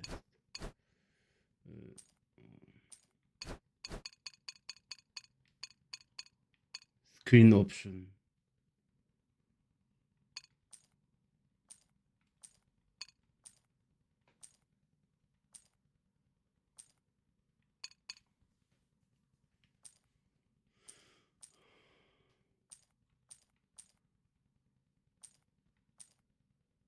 Okay.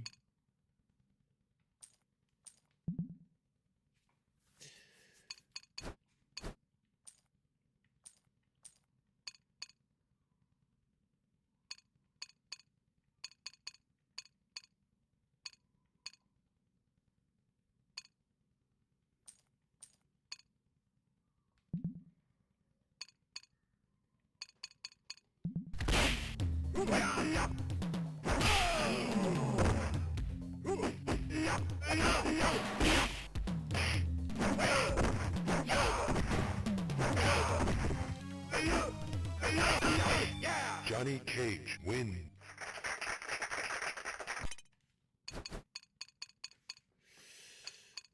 Control.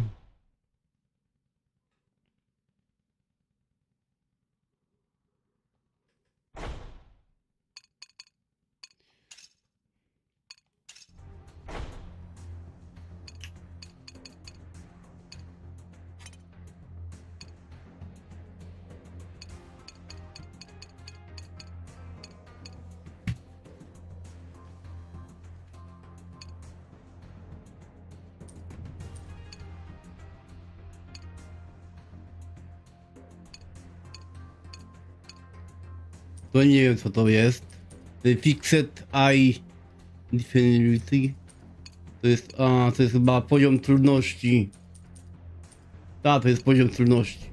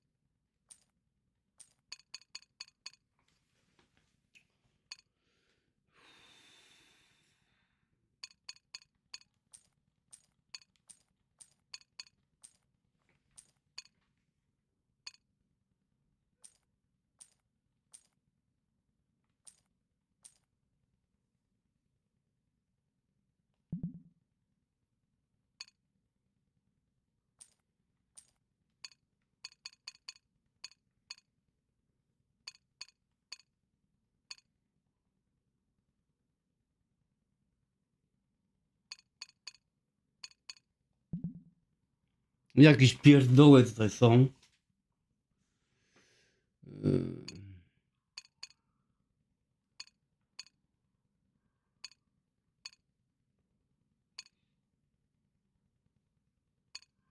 Screen option. Nie, to nic nie będzie. No jasny jak psu jajca, kurde, no. No trochę to jest za jasny, dużo za jasny. Sub-Zero.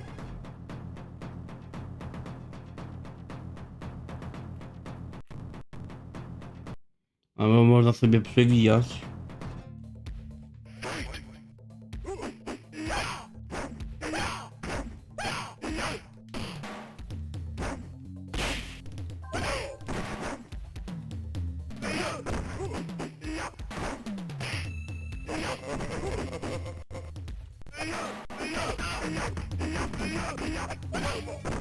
Liu Kang wins. Fight!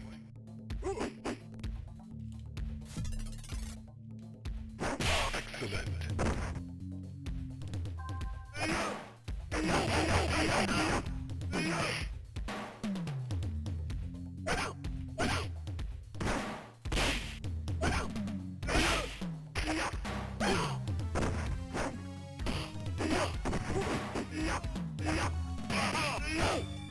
Sub-Zero wins. Fight!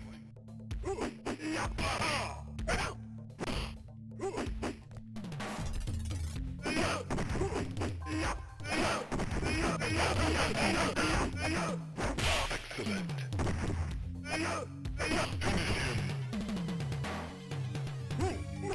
Sub-Zero wins.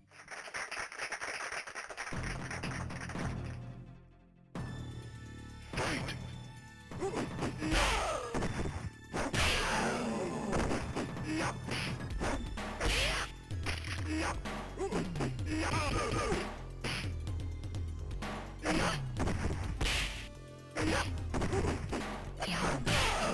Sub-Zero wins.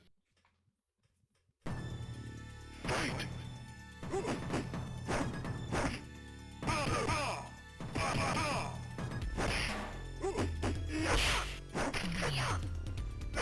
No baba mnie bije. Baba mnie pobiła.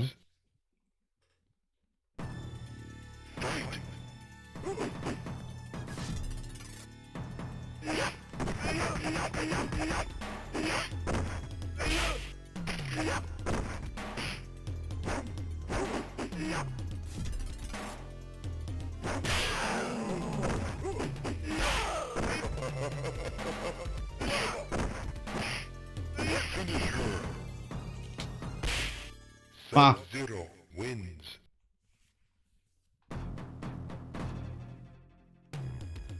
Fight!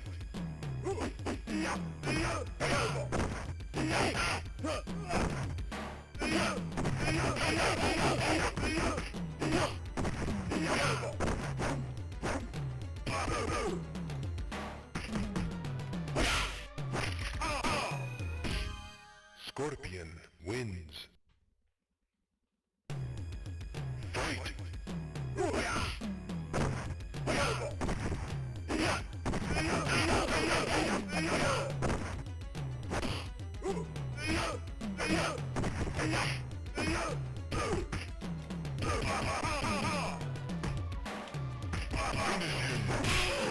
Scorpion wins.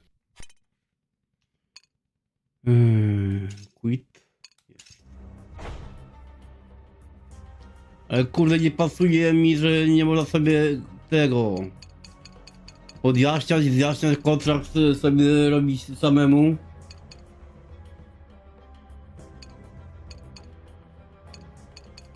Może to muszę? Nie, to jest wiolence? Co to jest wiolence?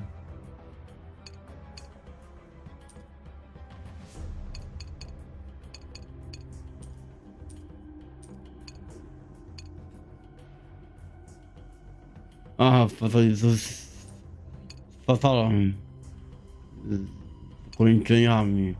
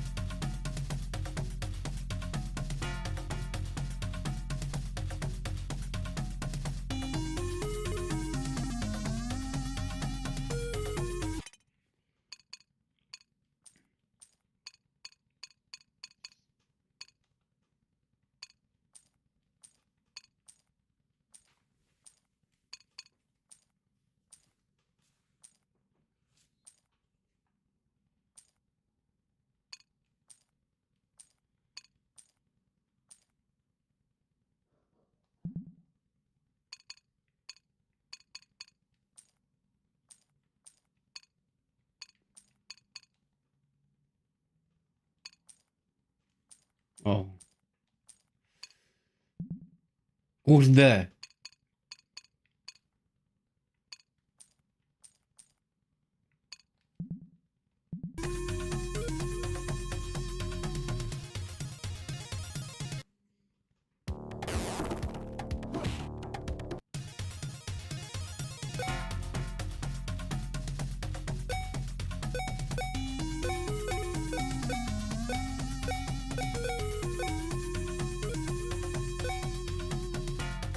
Czemu to jest taki jasny, kurde.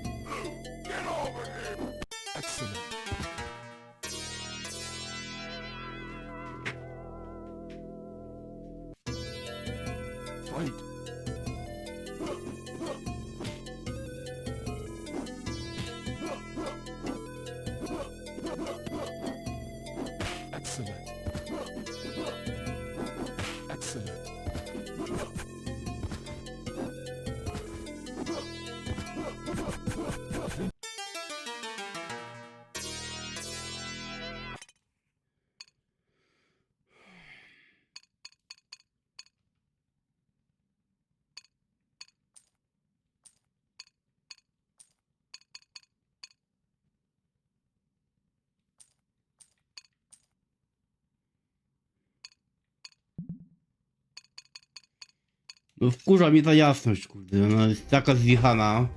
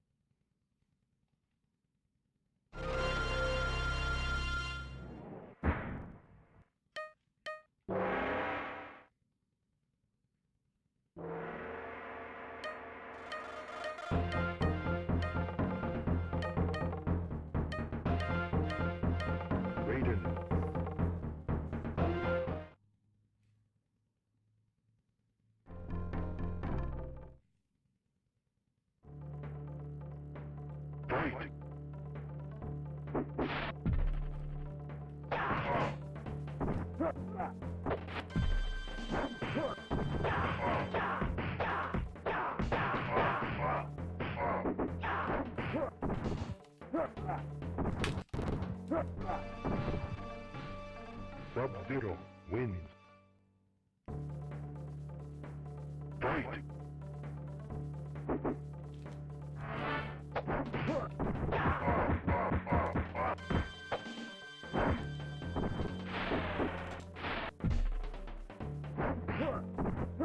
Finish him!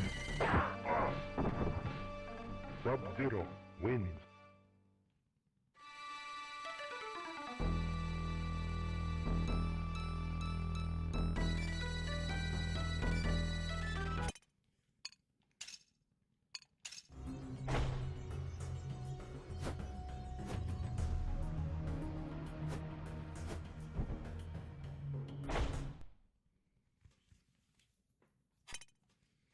Ojejkuś, ciągle zapominam.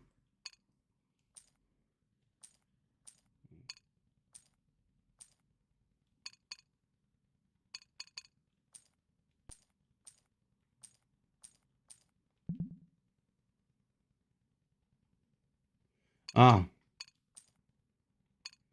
Wybieram, którym Game Boyem mam grać. Kolor czy innym?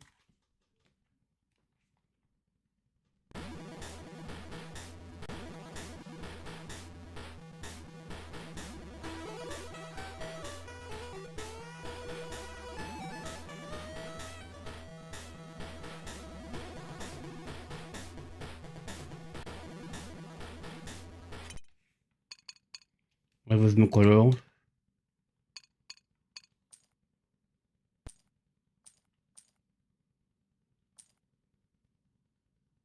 A to nie ma żadnego koloru.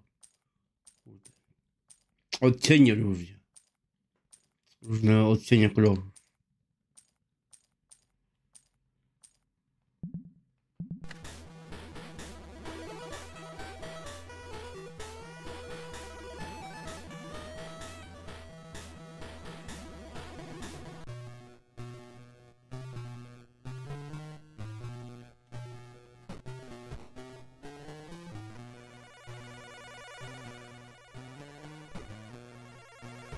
No nie zablokował aplikata, no co sobie myśli?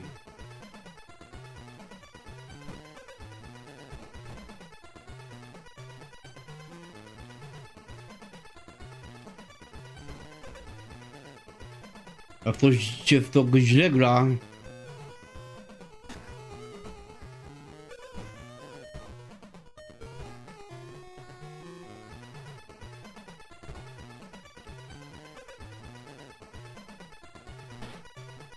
w końcu poleciał.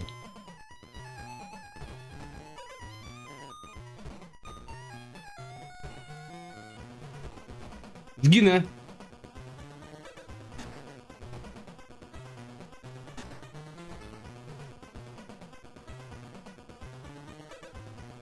Yukon Queens.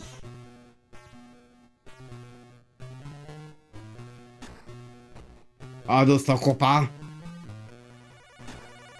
Kolanka. Hopla.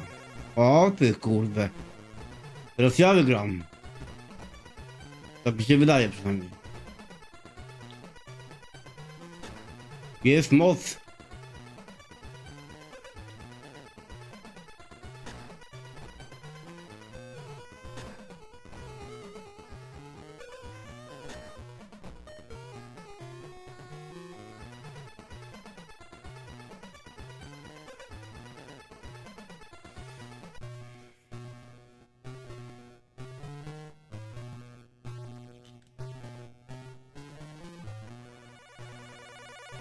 Nie wiem jak to są specjały.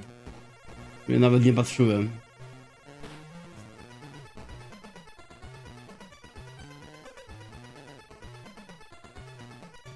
O, zwróciłem go. Wow.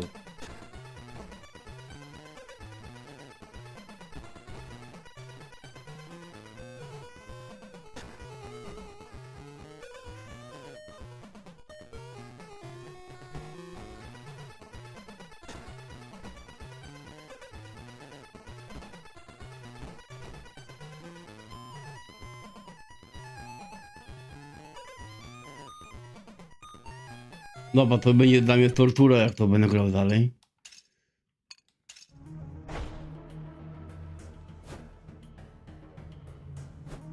Właśnie tam można sobie popatrzeć ten.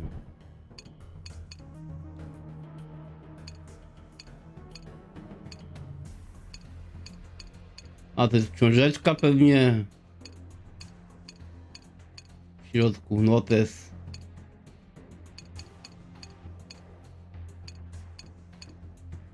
Wszystko w bardzo ładnym formacie.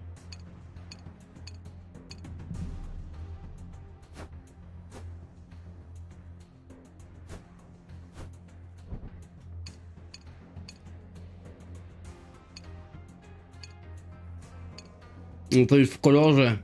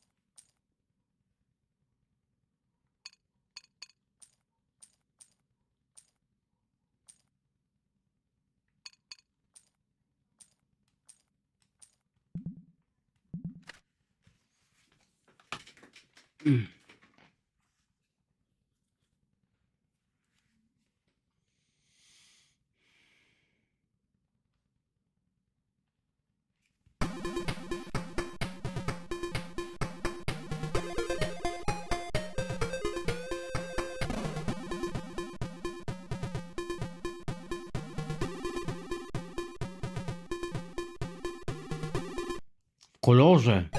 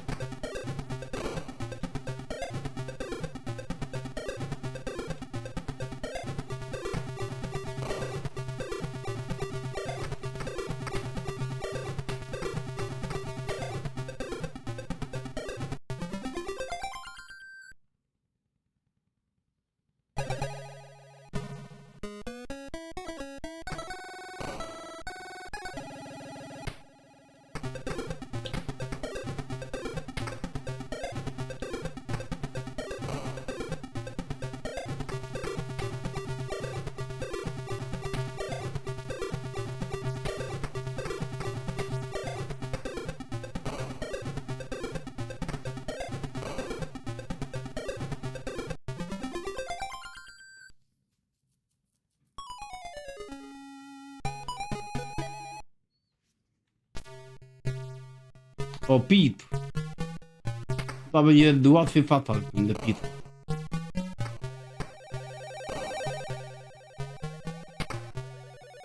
Jak go zabiję, jak go rozwalę, jak go zniszczę, jak go pokonam. O ty, brutalu, kapeluszu.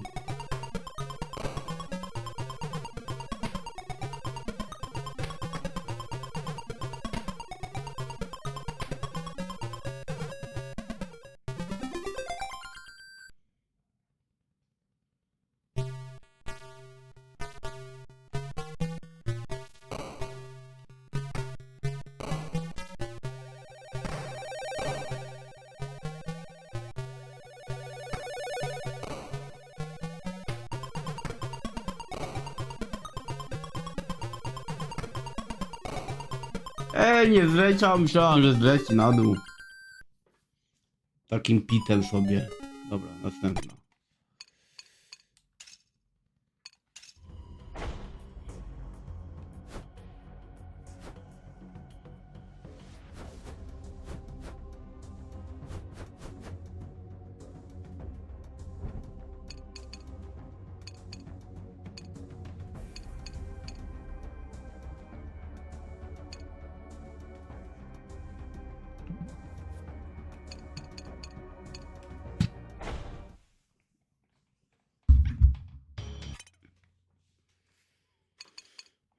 Screen.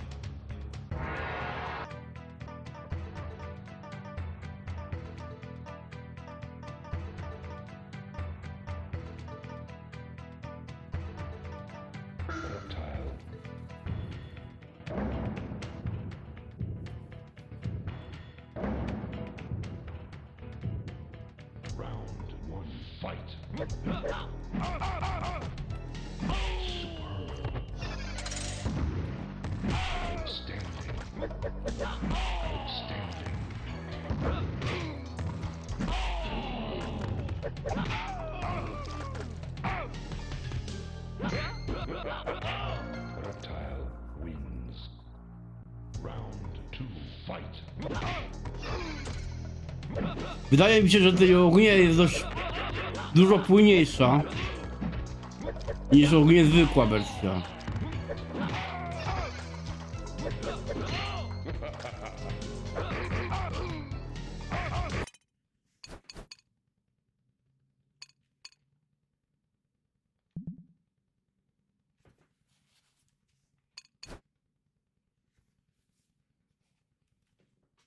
Przód. Tył.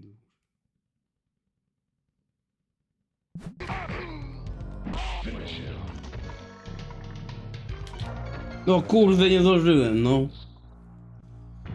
Tył, dół, krzyżyk. A ja lubiłem jego fatala później.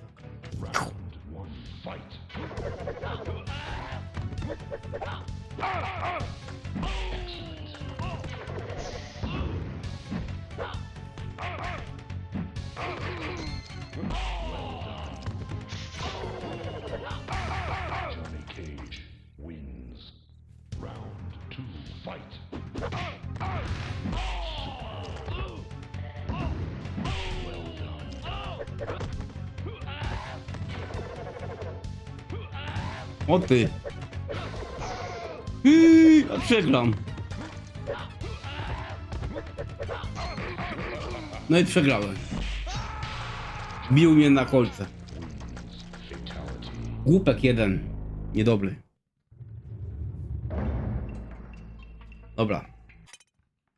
Patrzymy na następną wersję.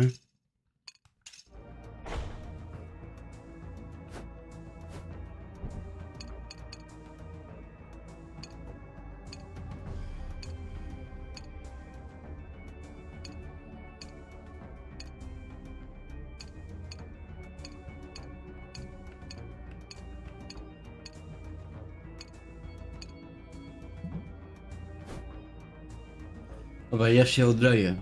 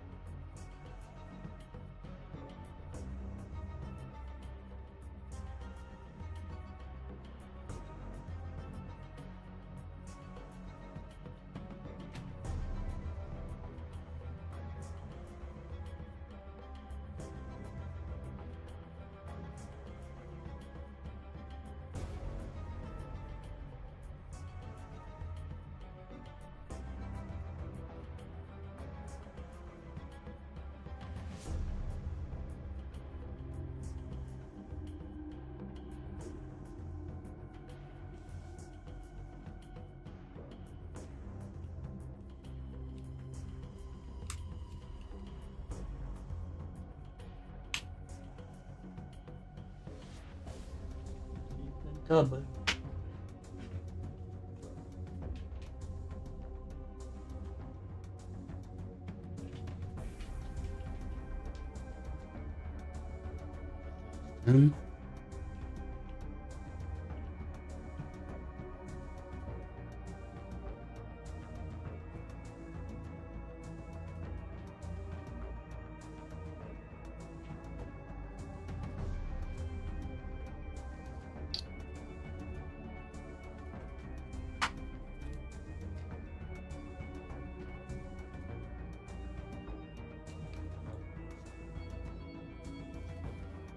W sumie od ładowarki pasuje.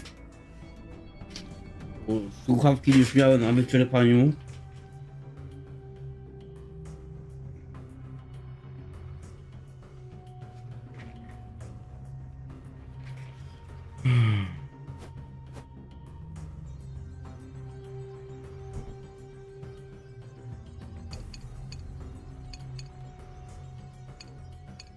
A to patrzyłem, jaka ta instrukcja wygląda.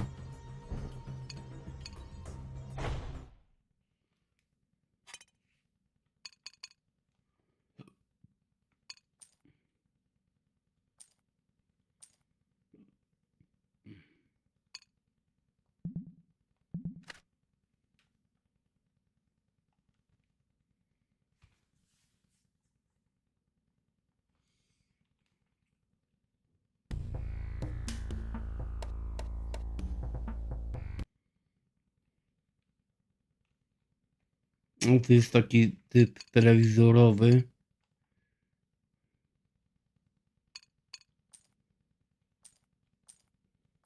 Nie, dobra, niech będzie tak. To jest tak.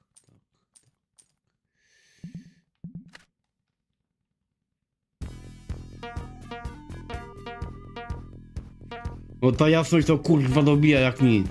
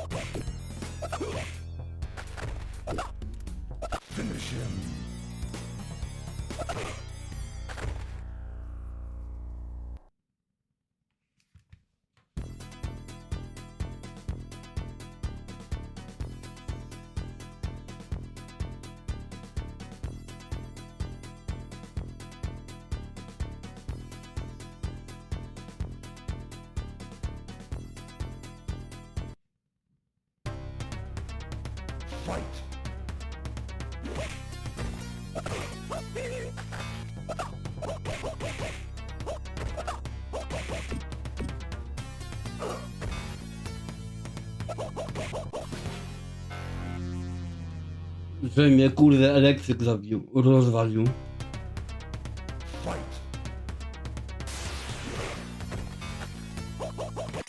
Ja zapomniałem włączyć czasu, cholera.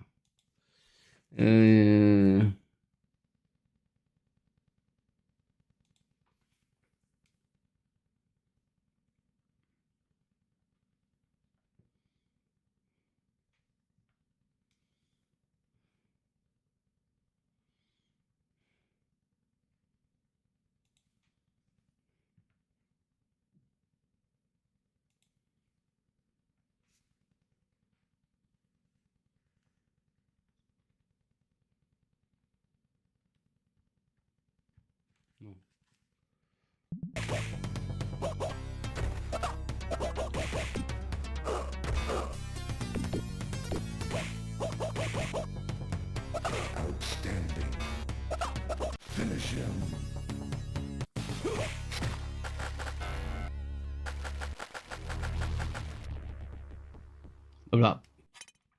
Następną. Tego trochę jest, a ja kurde, bo muszę iść spać za jakiś czas.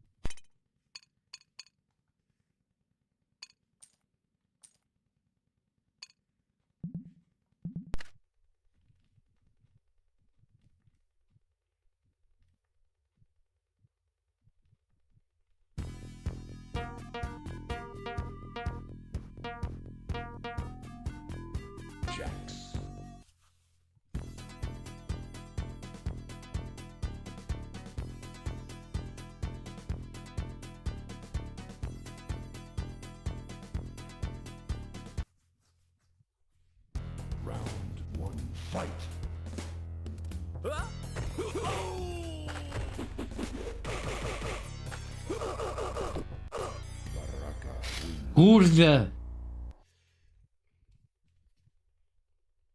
Nie szybko zabił.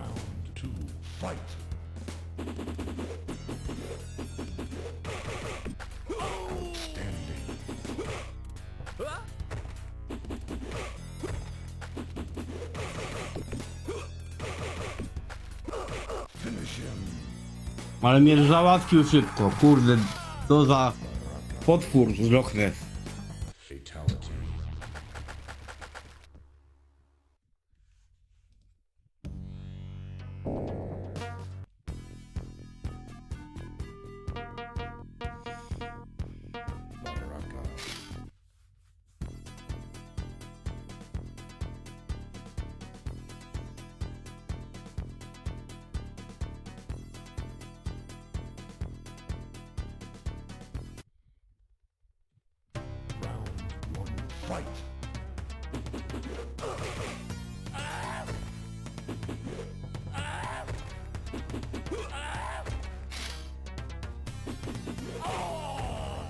No kurde, poważnie, ale nie jest... Jest trudne w chuj.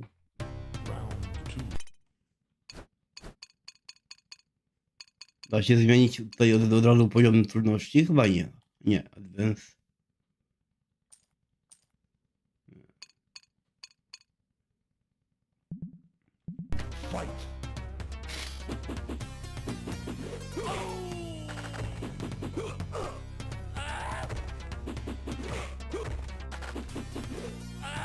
Nie, ogólnie Morta 2 była ciężką. Trudno. Dobra.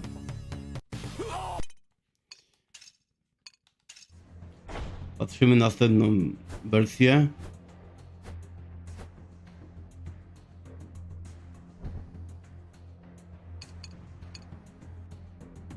Super Nintendo było nawet ok. Była nawet chyba nawet bardzo ok.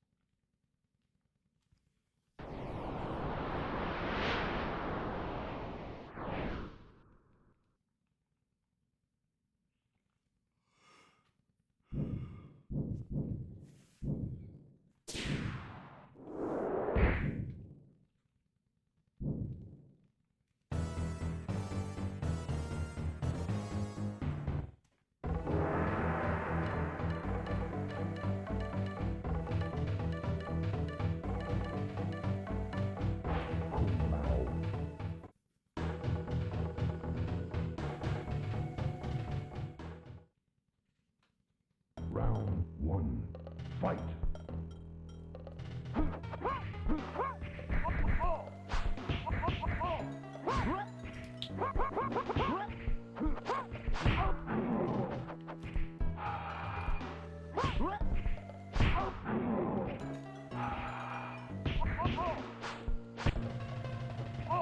Kung Lao wins.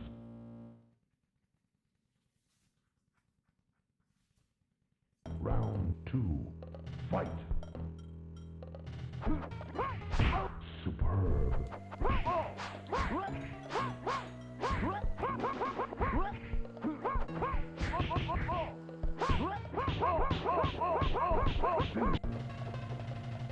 Kung Lao wins. W końcu wygrałem z Japonką, mówię, z baraku. W końcu wygrałem z Japonką, tak. Round 1. Fight.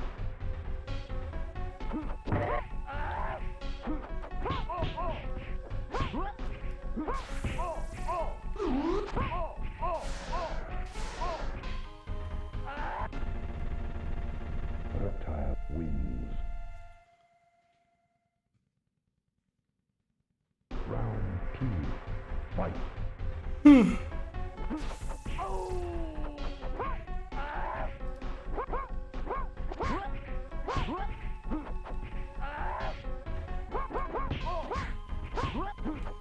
Chociaż go trafiłem.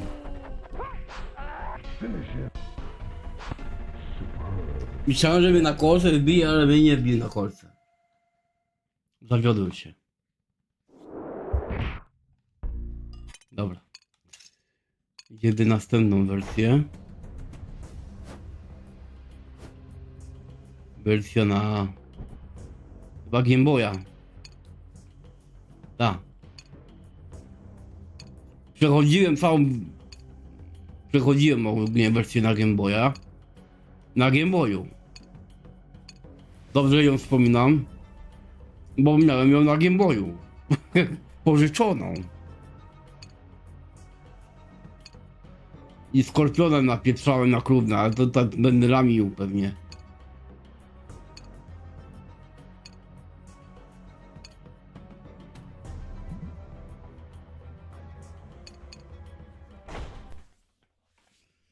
Nie, to trzeba zlikwidować.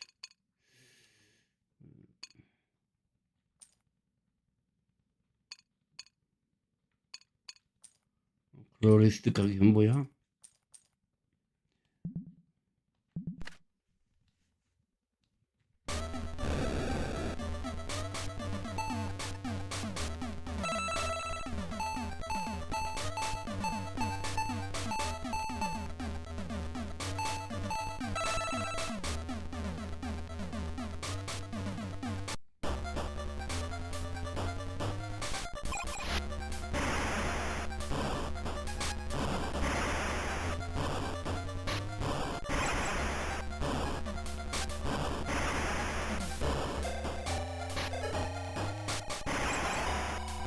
O, ty babę bijesz?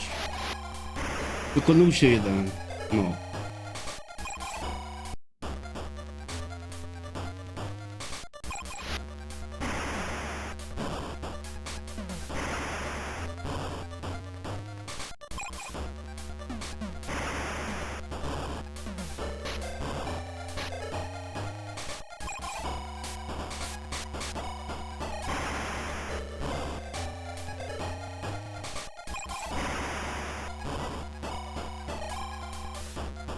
Cina ze mnie baba.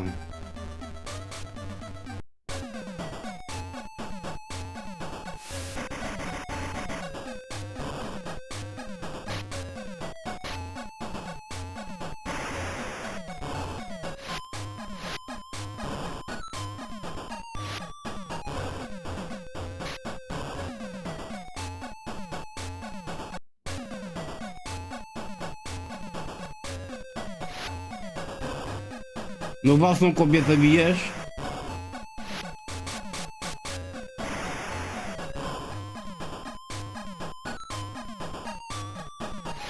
Jak się ta podcięcia robi? Aha.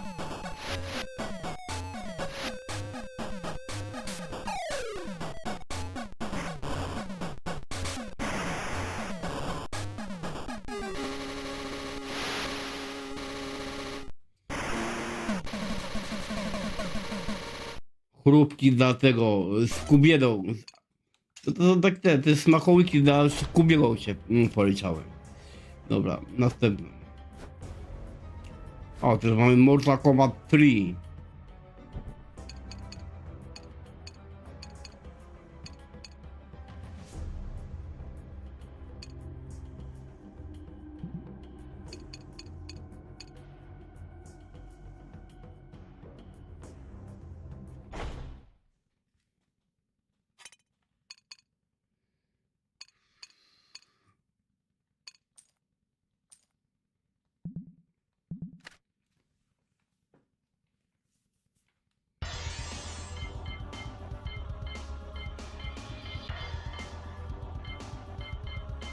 Odblokowany jest od razu ten.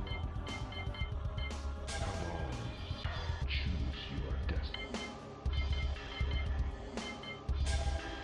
Outstanding. Round 1. Fight.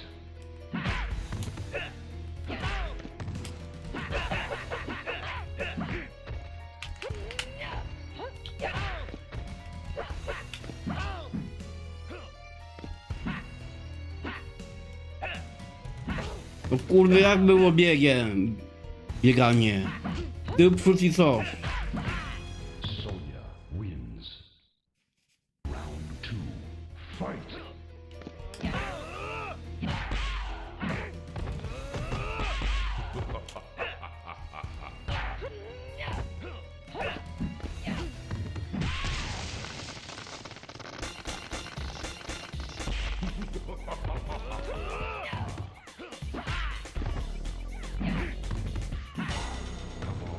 Wins. Round 3. Fight.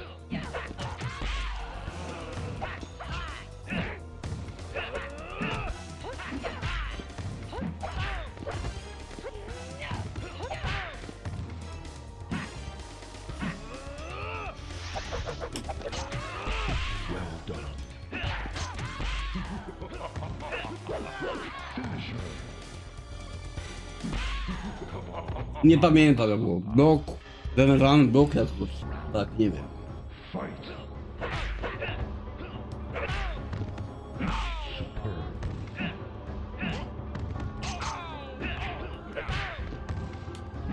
Superb. Cabal wins. Round 2.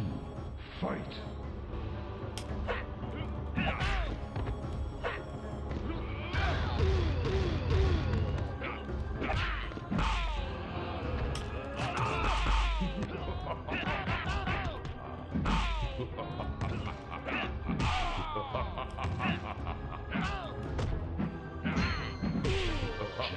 wins.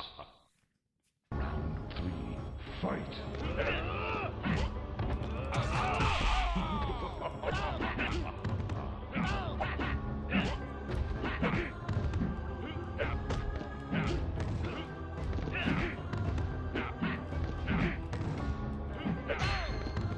Finish him. Jax wins. Dobra. Następną wersję.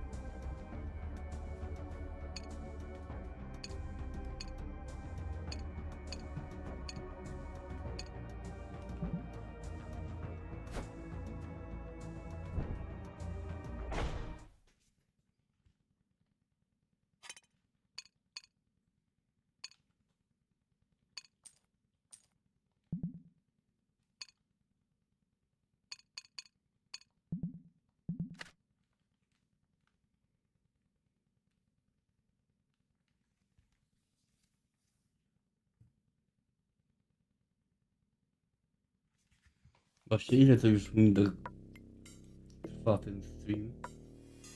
Ponad 2 godziny.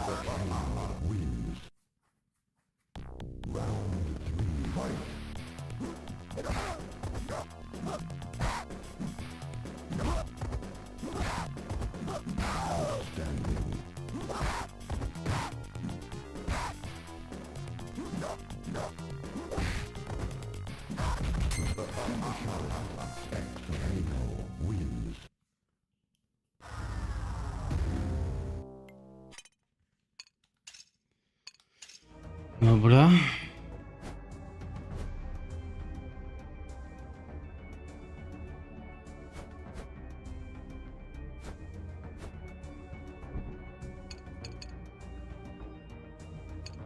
Super Nintendo.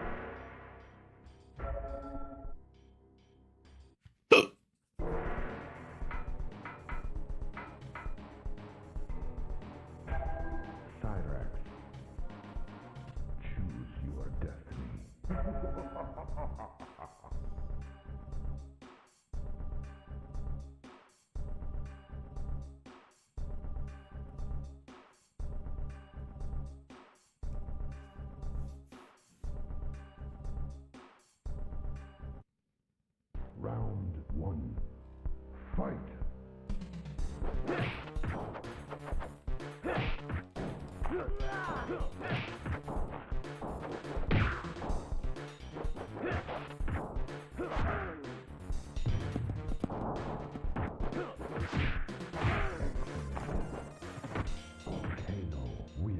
Nie pamiętam specjałów jego w ogóle.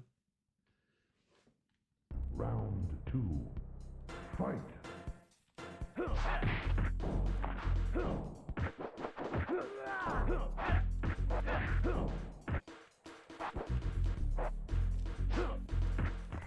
O, voilà, tył, kółko.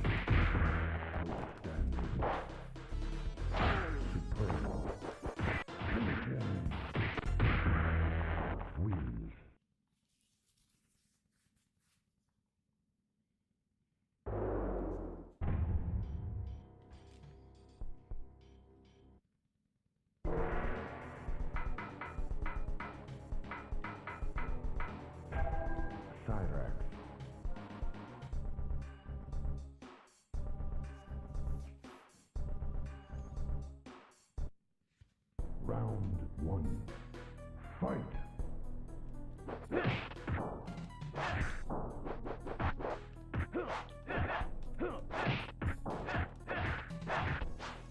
No kurde, spadaj mi stąd. Szybko mnie zabił. Nie potrafię w to grać. Fight.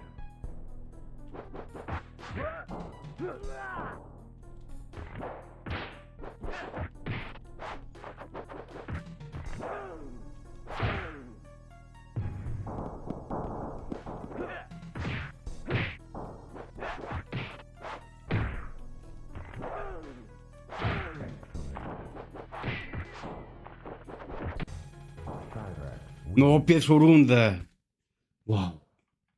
Grałem. Round 3. Fight.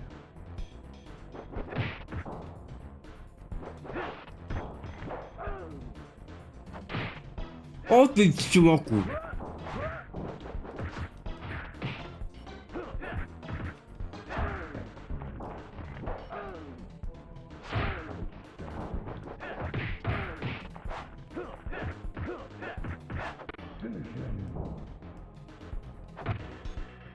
Wow, w końcu zgrałem. Jestem z siebie dumny.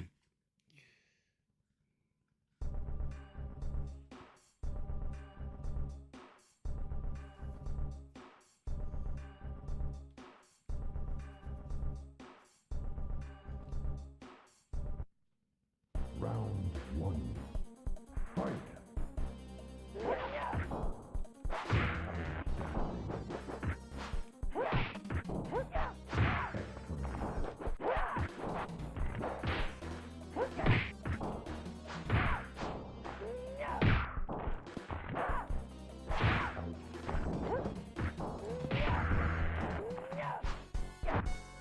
Sonia wins.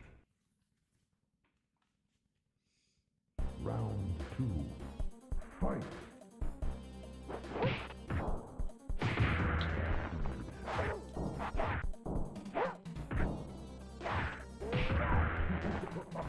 Finish him. Sonia wins.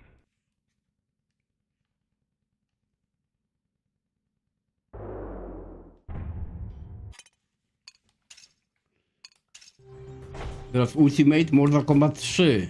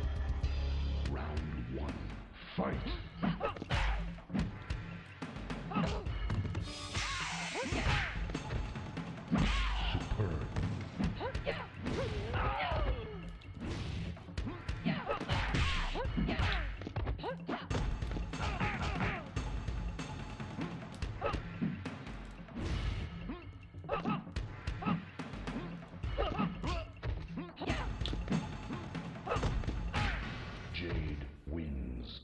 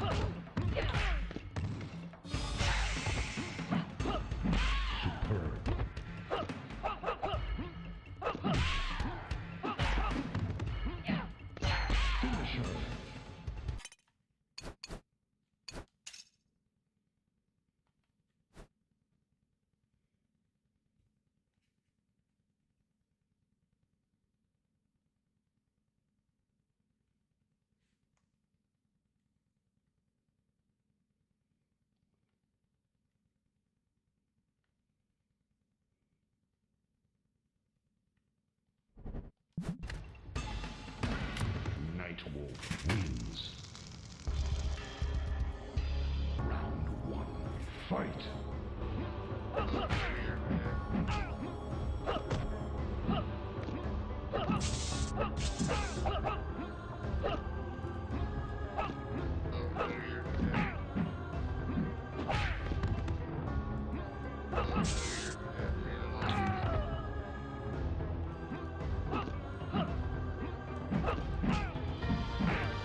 Smoke wins. Round 2. Fight.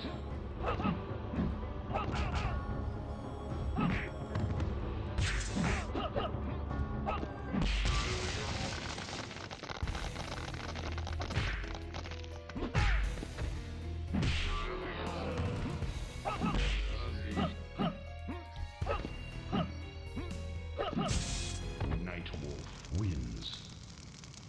Round 3. Fight.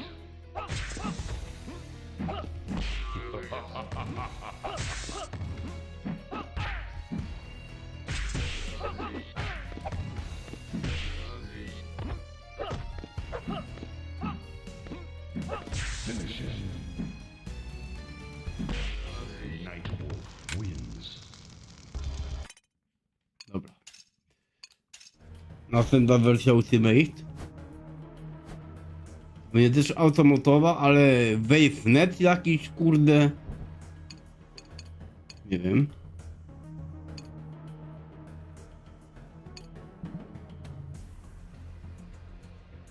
Nie wiem, czym ona się będzie różnić.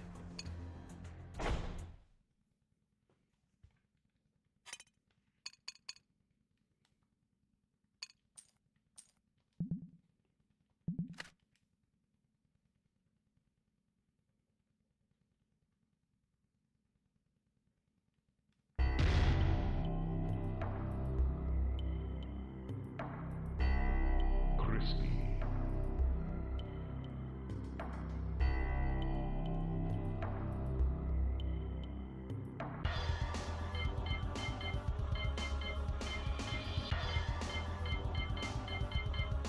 Sindel, choose your destiny. Excellent. Round 1. Fight. Well done.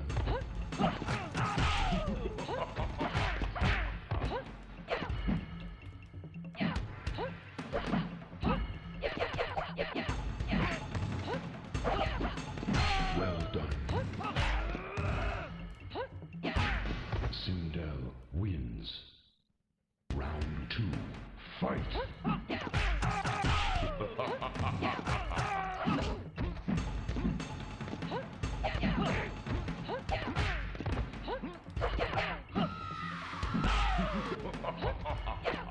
Finish him. Sindel wins. Round 1. Fight.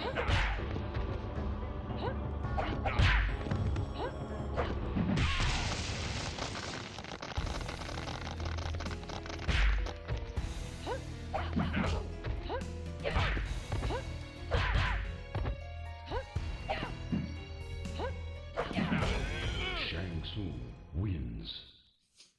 Round 2. Fight. Superb.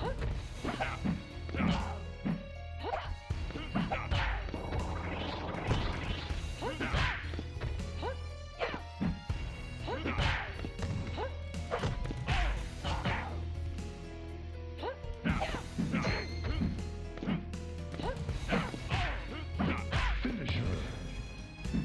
Superb. Shang Tsung wins.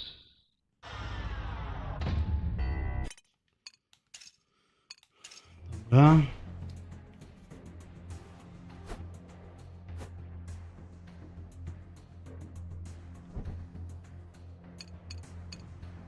Sega Saturn. Nie Super Nintendo, ale Ultimate Mortal Kombat 3 był na Sega Saturn też. Dlaczego tutaj nie ma wersji Sega Saturn?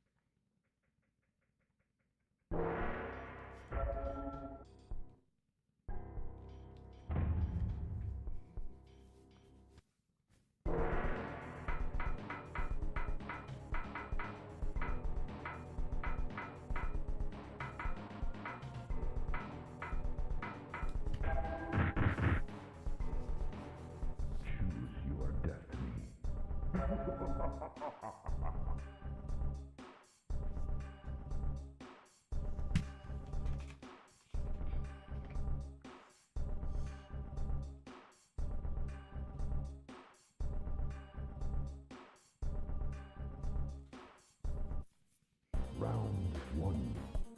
Fight.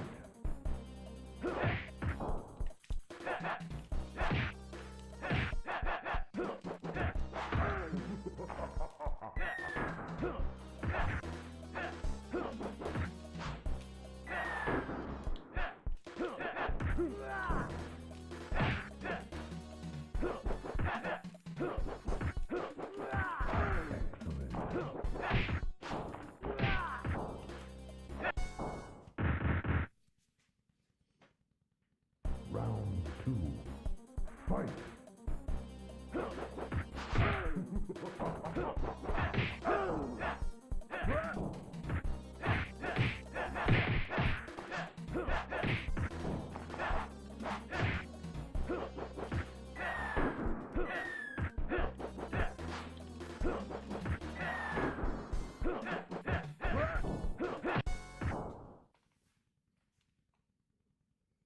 Round three.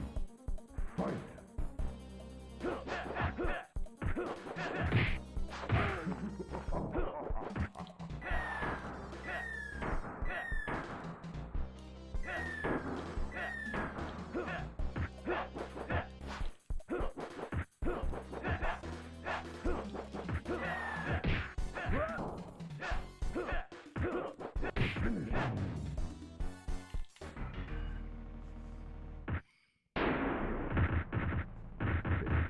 Pamiętałem.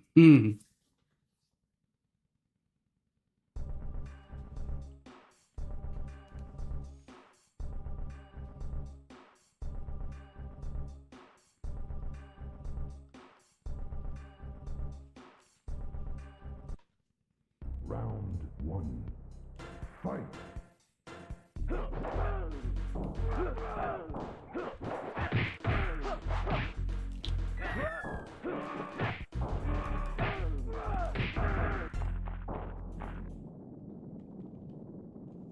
Round two. Fight.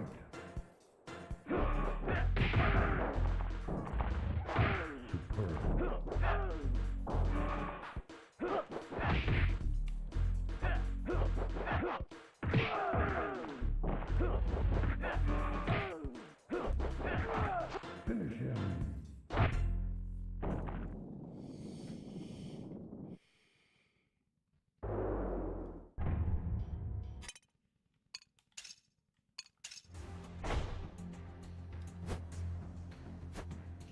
I tutaj muszę sprawdzić Sub-Zero, kurde. Tak klasycznego, czy jest cenzura, czy nie.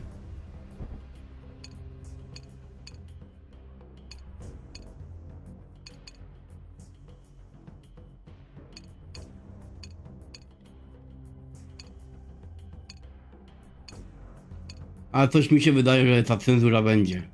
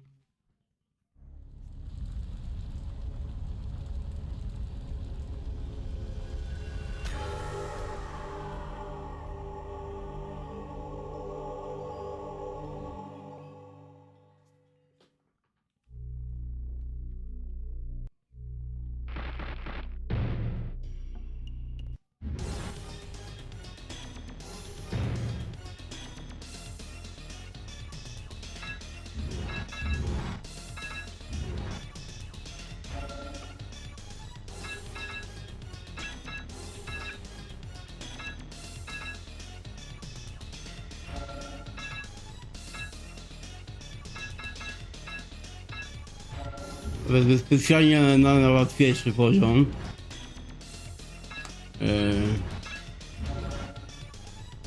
Medium.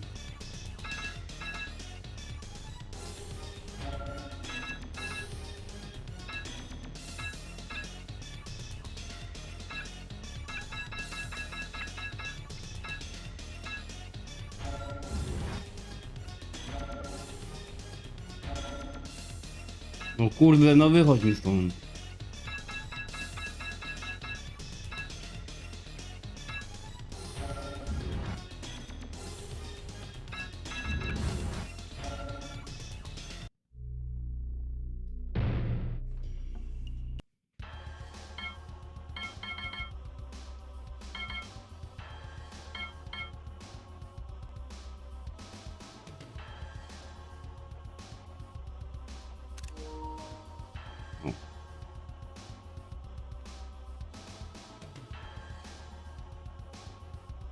Sub-Zero. Choose your destiny. Excellent.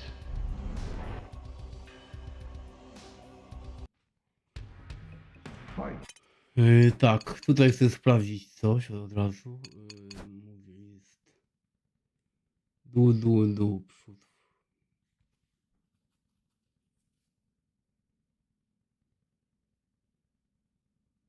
Chyba nie będzie tego. To jest to. 3 razy dół, przód i kwadrat.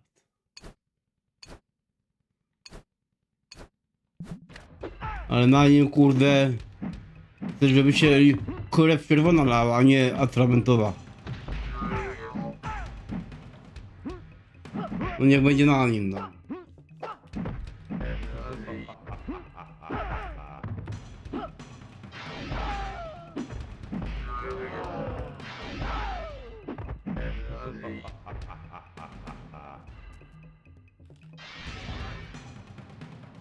Sub-Zero wins. 3 razy dół, przód i kwadrat. Fight.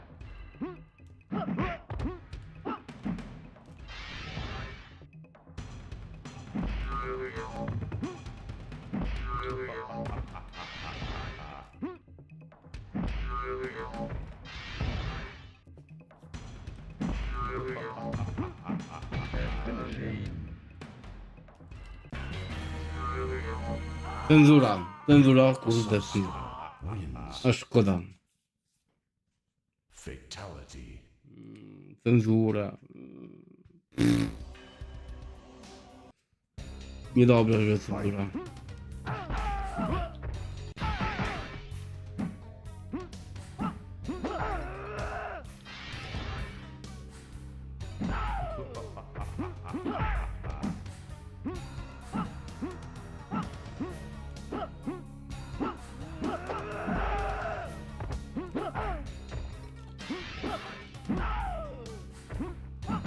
Sub-Zero wins.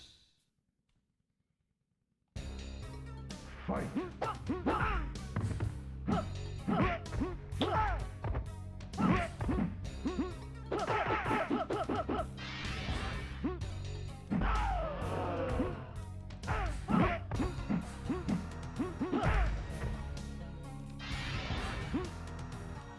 Well done.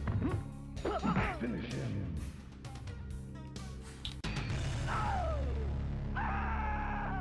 Sub-Zero wins. Fatality.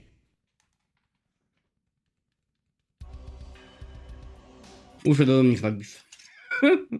W 2 sprawach. O kontrakt i ten. Czy by dałoby radę tego.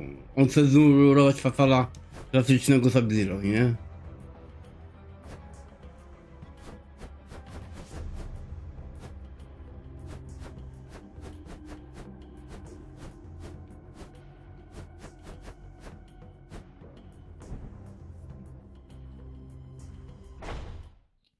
Kurde, gdzie? Chciałem zobaczyć okładeczkę, nie?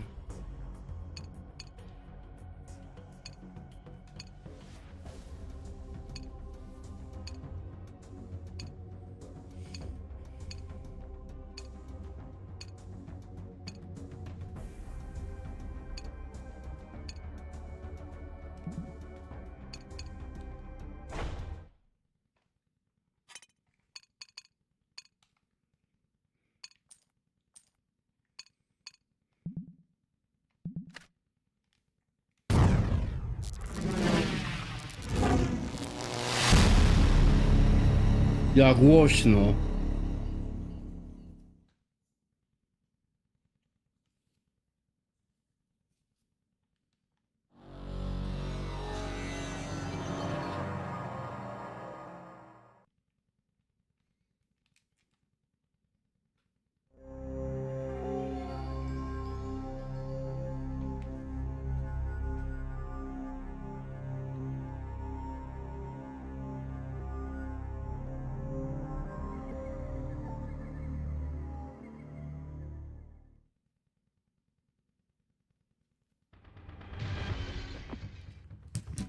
You will fail.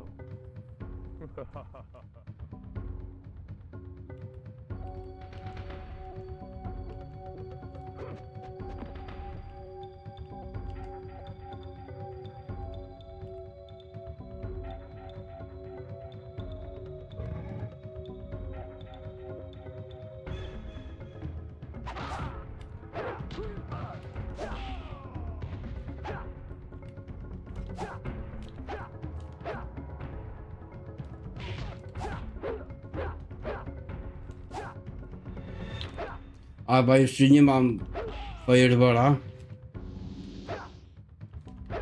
I chyba nie mam Fireballa jeszcze.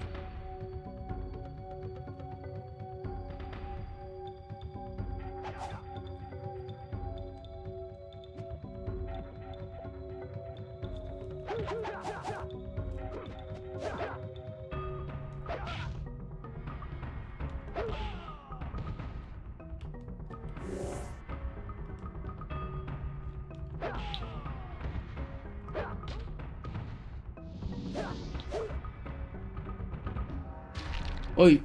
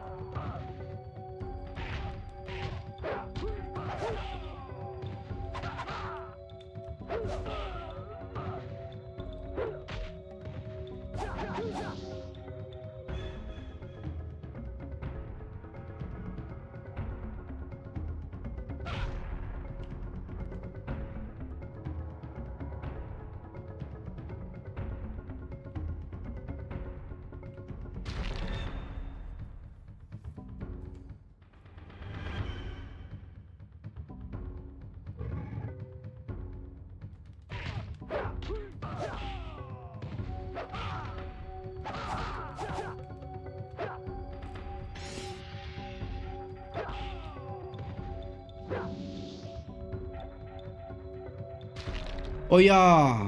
Dobra, nie szkodzi. Nie będę kontynuował.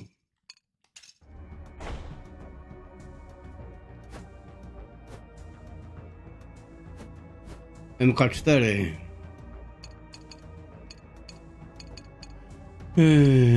Instrukcja, wersja na... A, to jest wersja arcadowa. To chyba najlepsza wersja, jaka wyszła.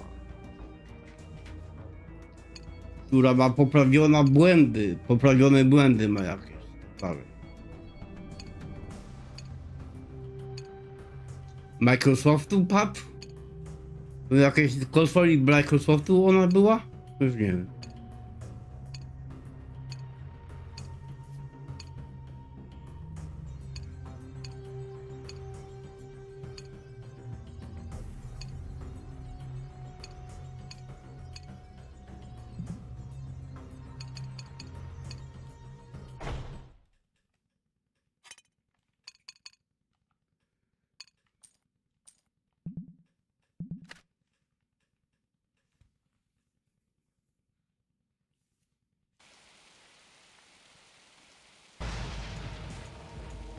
Thousands of years ago, in a battle with the fallen elder god known as Shinnok, I was responsible for the death of an entire civilization.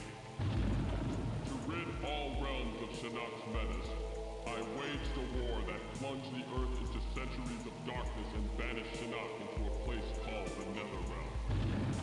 Now, after... Dobra.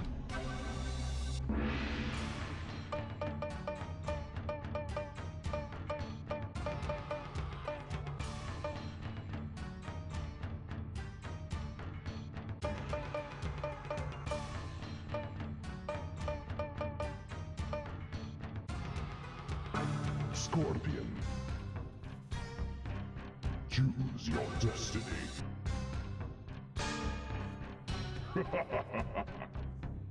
Round 1, fight.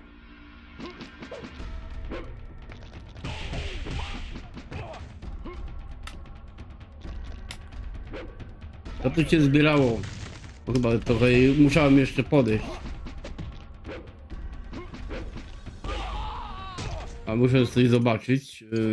Mówię list. Fatality. Tył przód, L1.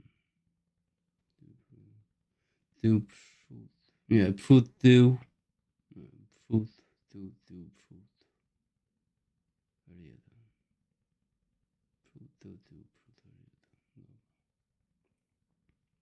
Sweep to powiem gdzieś na środku. Przód, tył.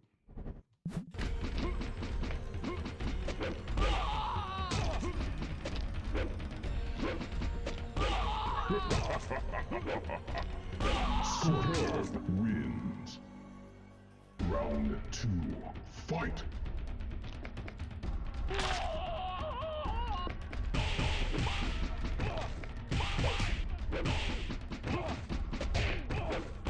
Superb.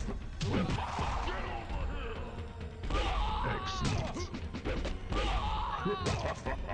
Finish him. Scorpion. Pogubiłeś. Round 1, fight.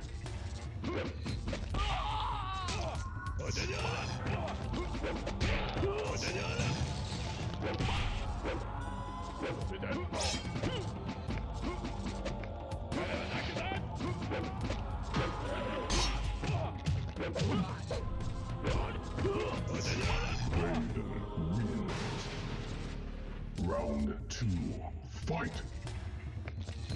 Outstanding.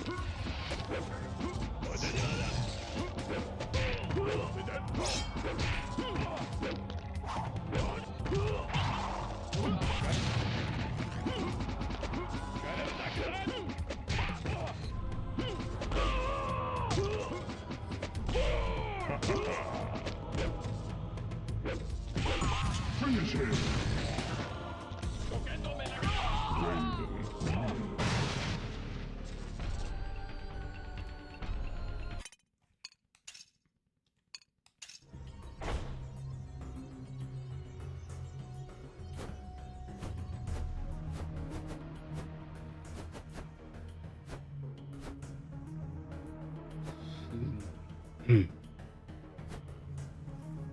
Special Force.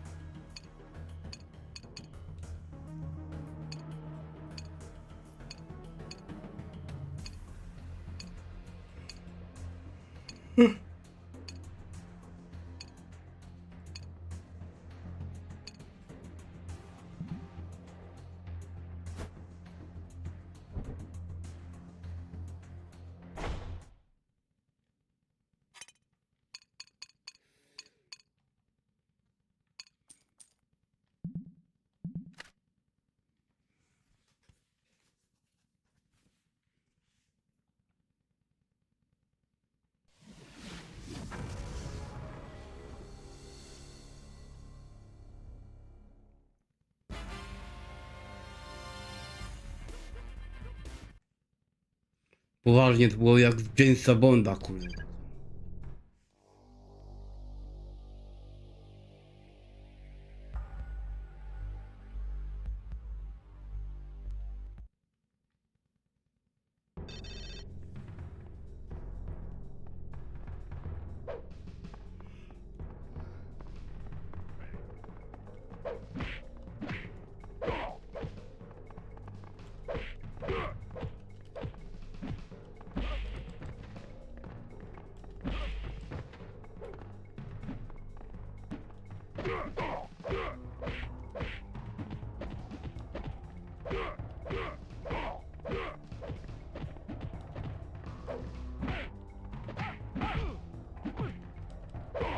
Się jakoś kombo zrobił, ale nie pamiętam kombinacji, kurde.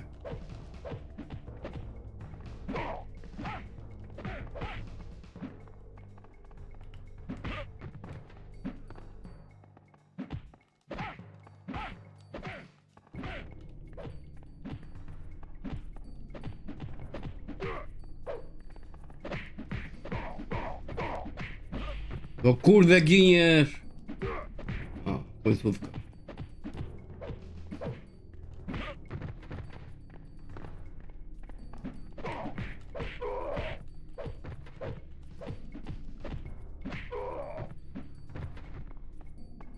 A się kręci gdzieś jeszcze jeden.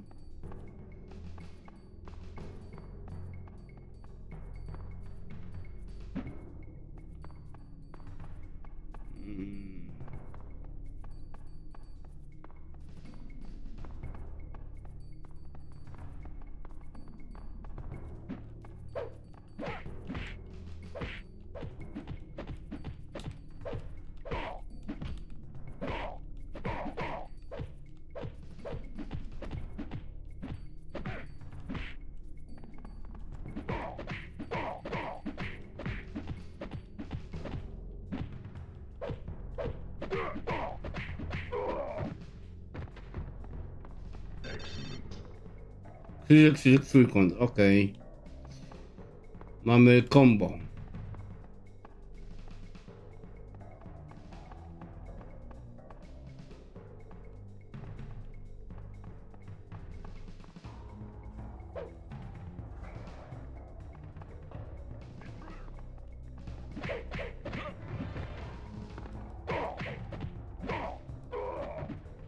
I od razu lepiej.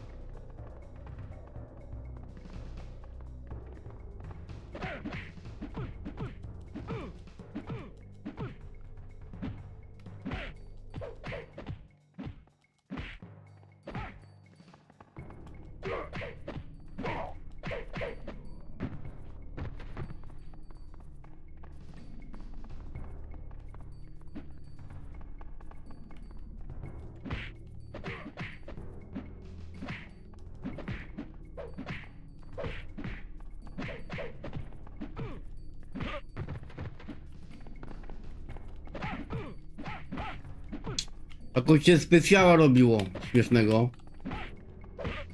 O kurde, panowie, spokojnie.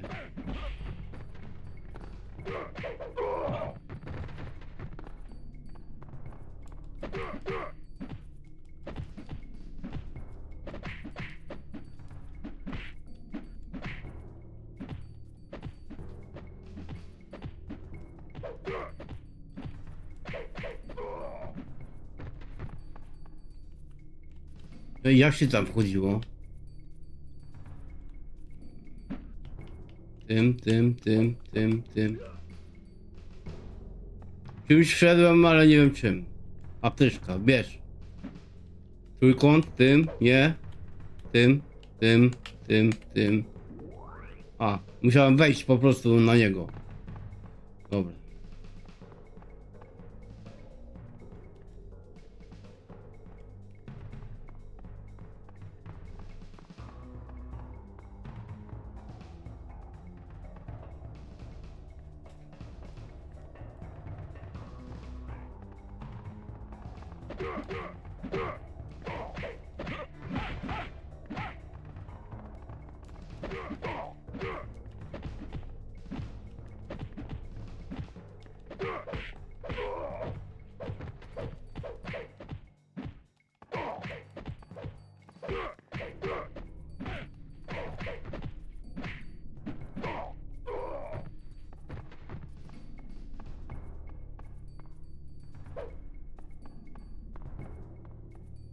Drzwi zamknięte. Dobra. Bo to będę chyba trochę w to grał, kurde. A czasu nie ma. Czasu jest coraz mniej.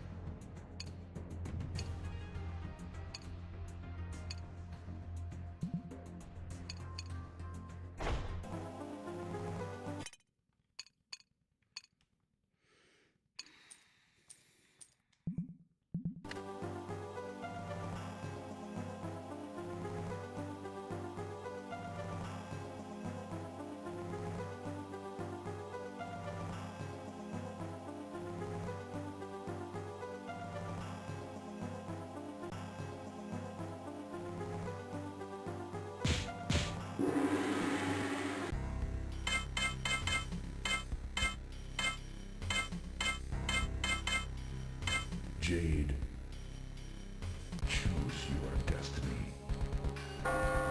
Excellent.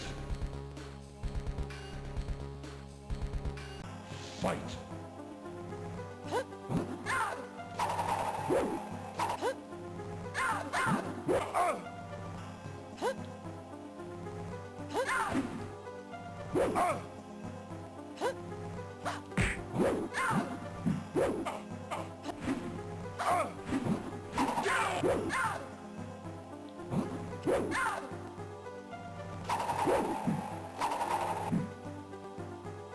Scorpion wings.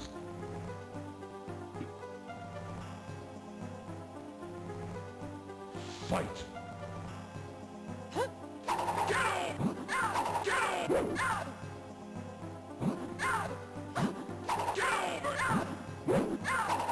Ja pierdzielę, masakra.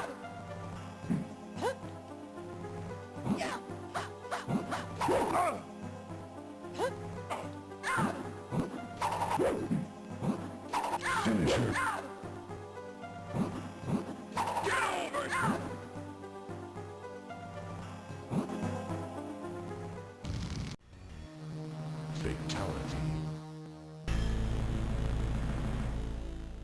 Scorpion wins.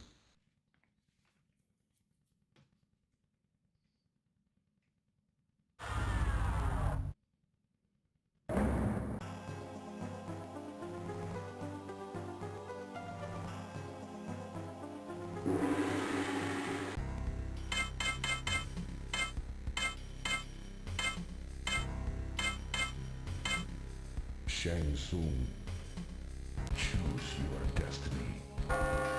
Excellent. Fight.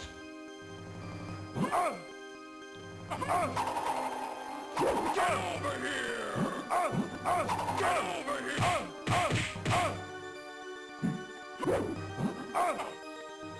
Get over here!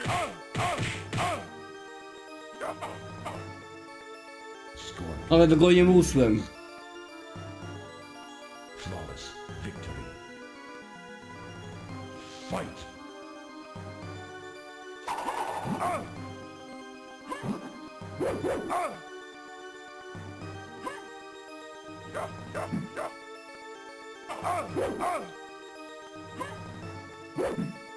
W końcu go musłem. Finish him. Scorpion wins. Dobra. Won.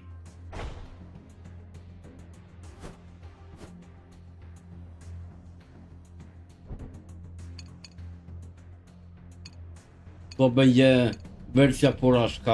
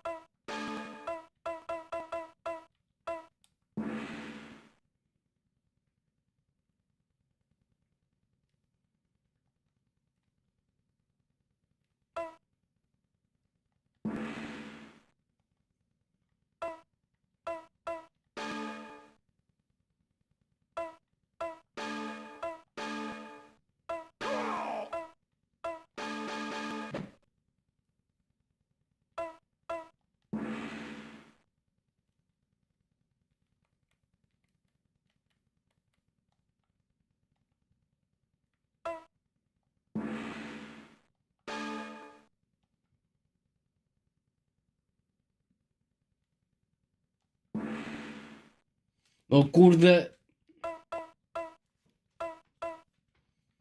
Ja chcę sobie pograć, a nie coś wpisywać głupiego. Ja pierdzielę, ja coś się wchodzi w ogóle.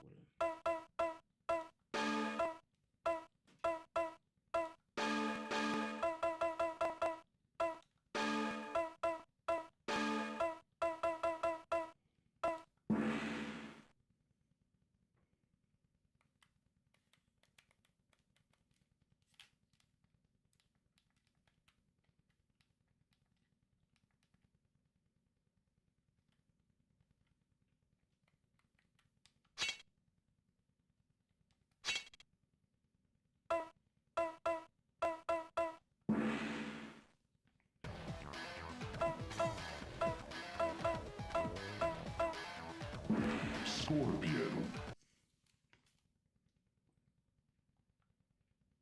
Round one. Fight.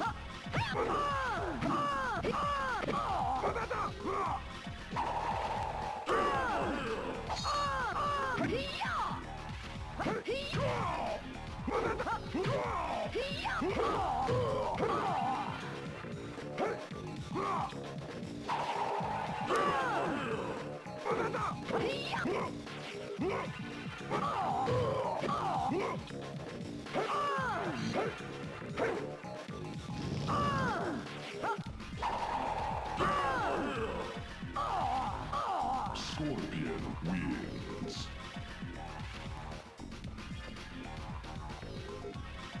Round two. Fight.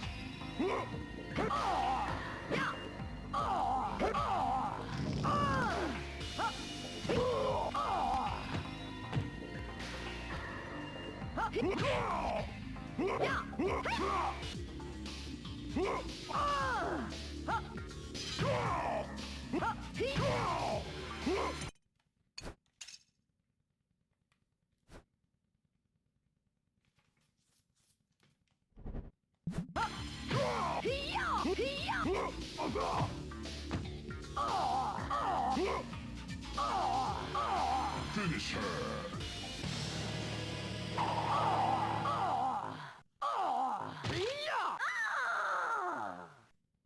Scorpion wins. Fatality.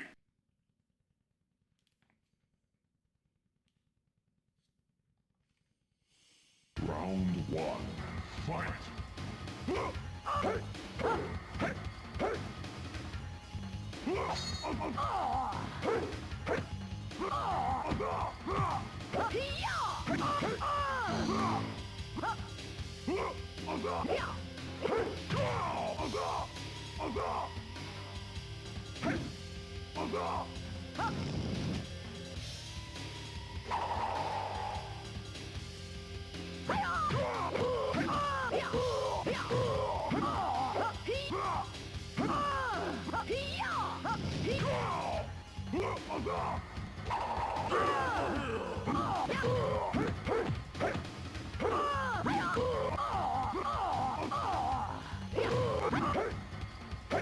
Scorpion wins.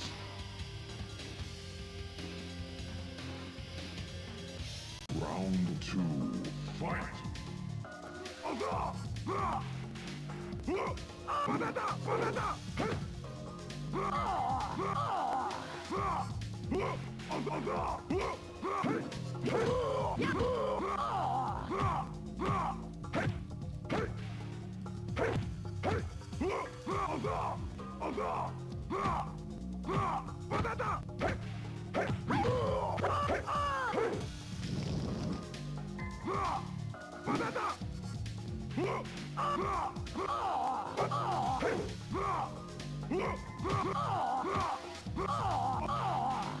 Finish her. Scorpion wins.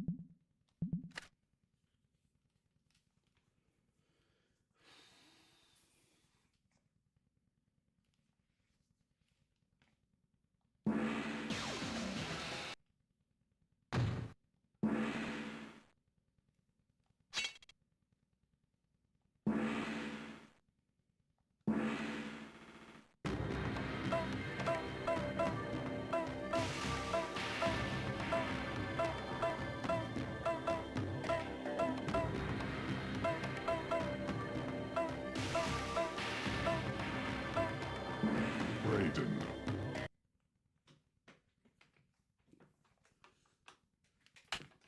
Round one.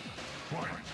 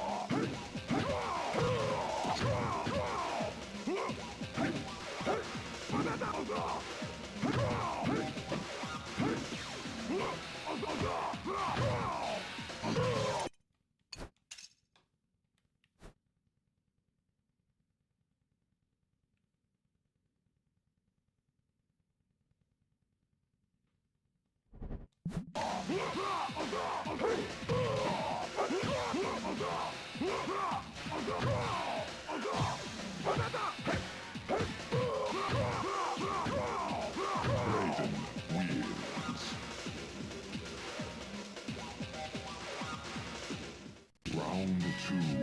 Fight!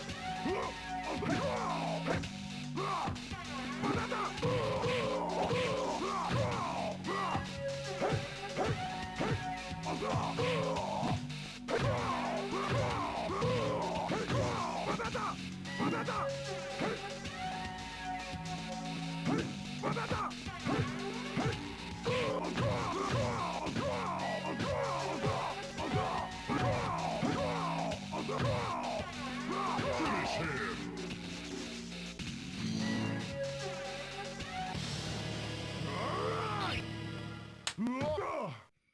Raiden wins. Fatality.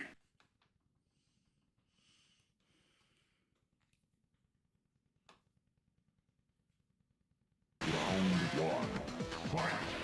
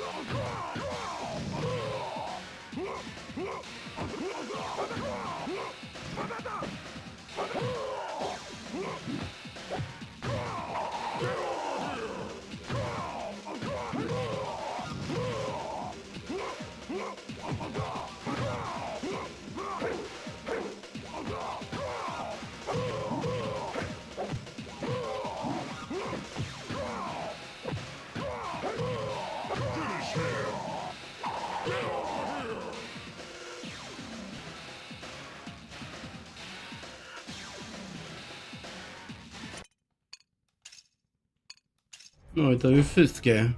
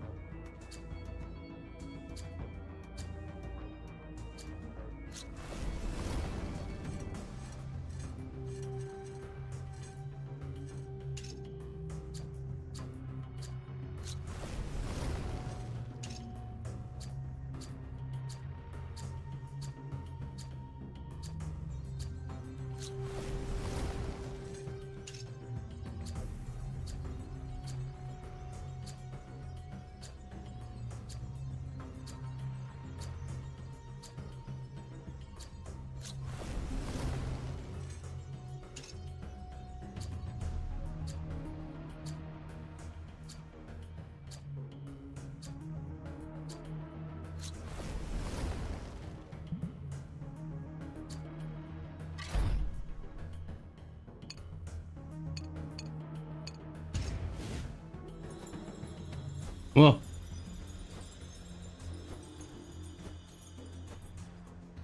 Dlatego jest, kurde, masakra do przejrzenia. To się w głowie nie mieści.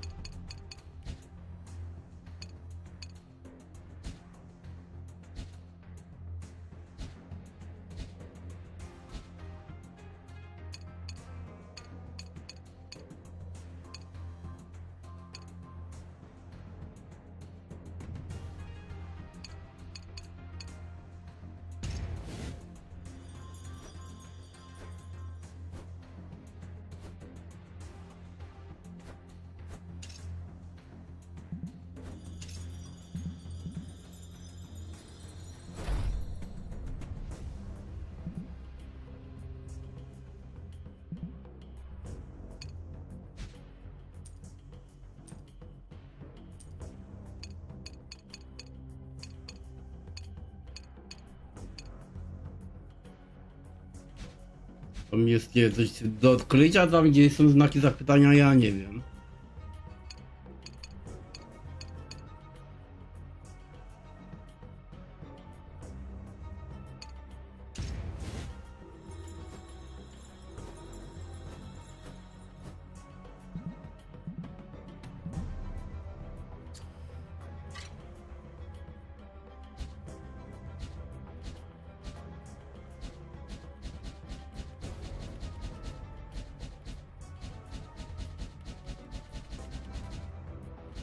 Tego jest, kurde, masa.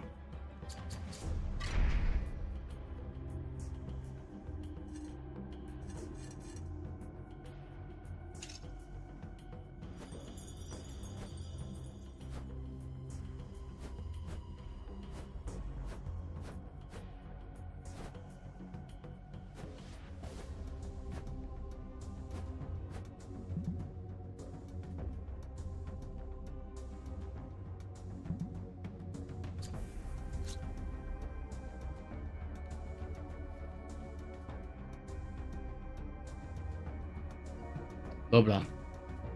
Styka na razie. O, nawet baterię mam słabą.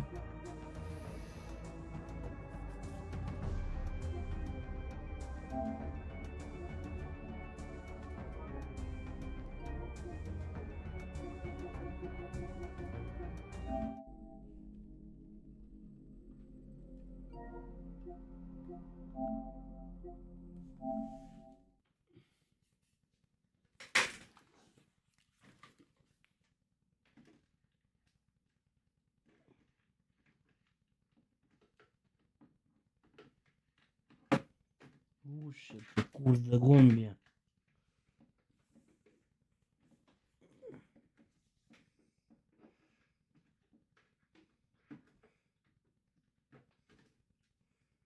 W końcu. W końcu się włożył.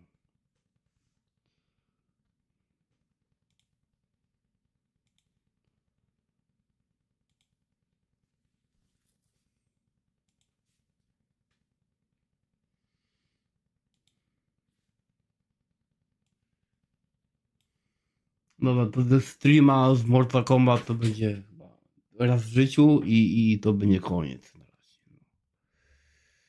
Dobra. No to hej.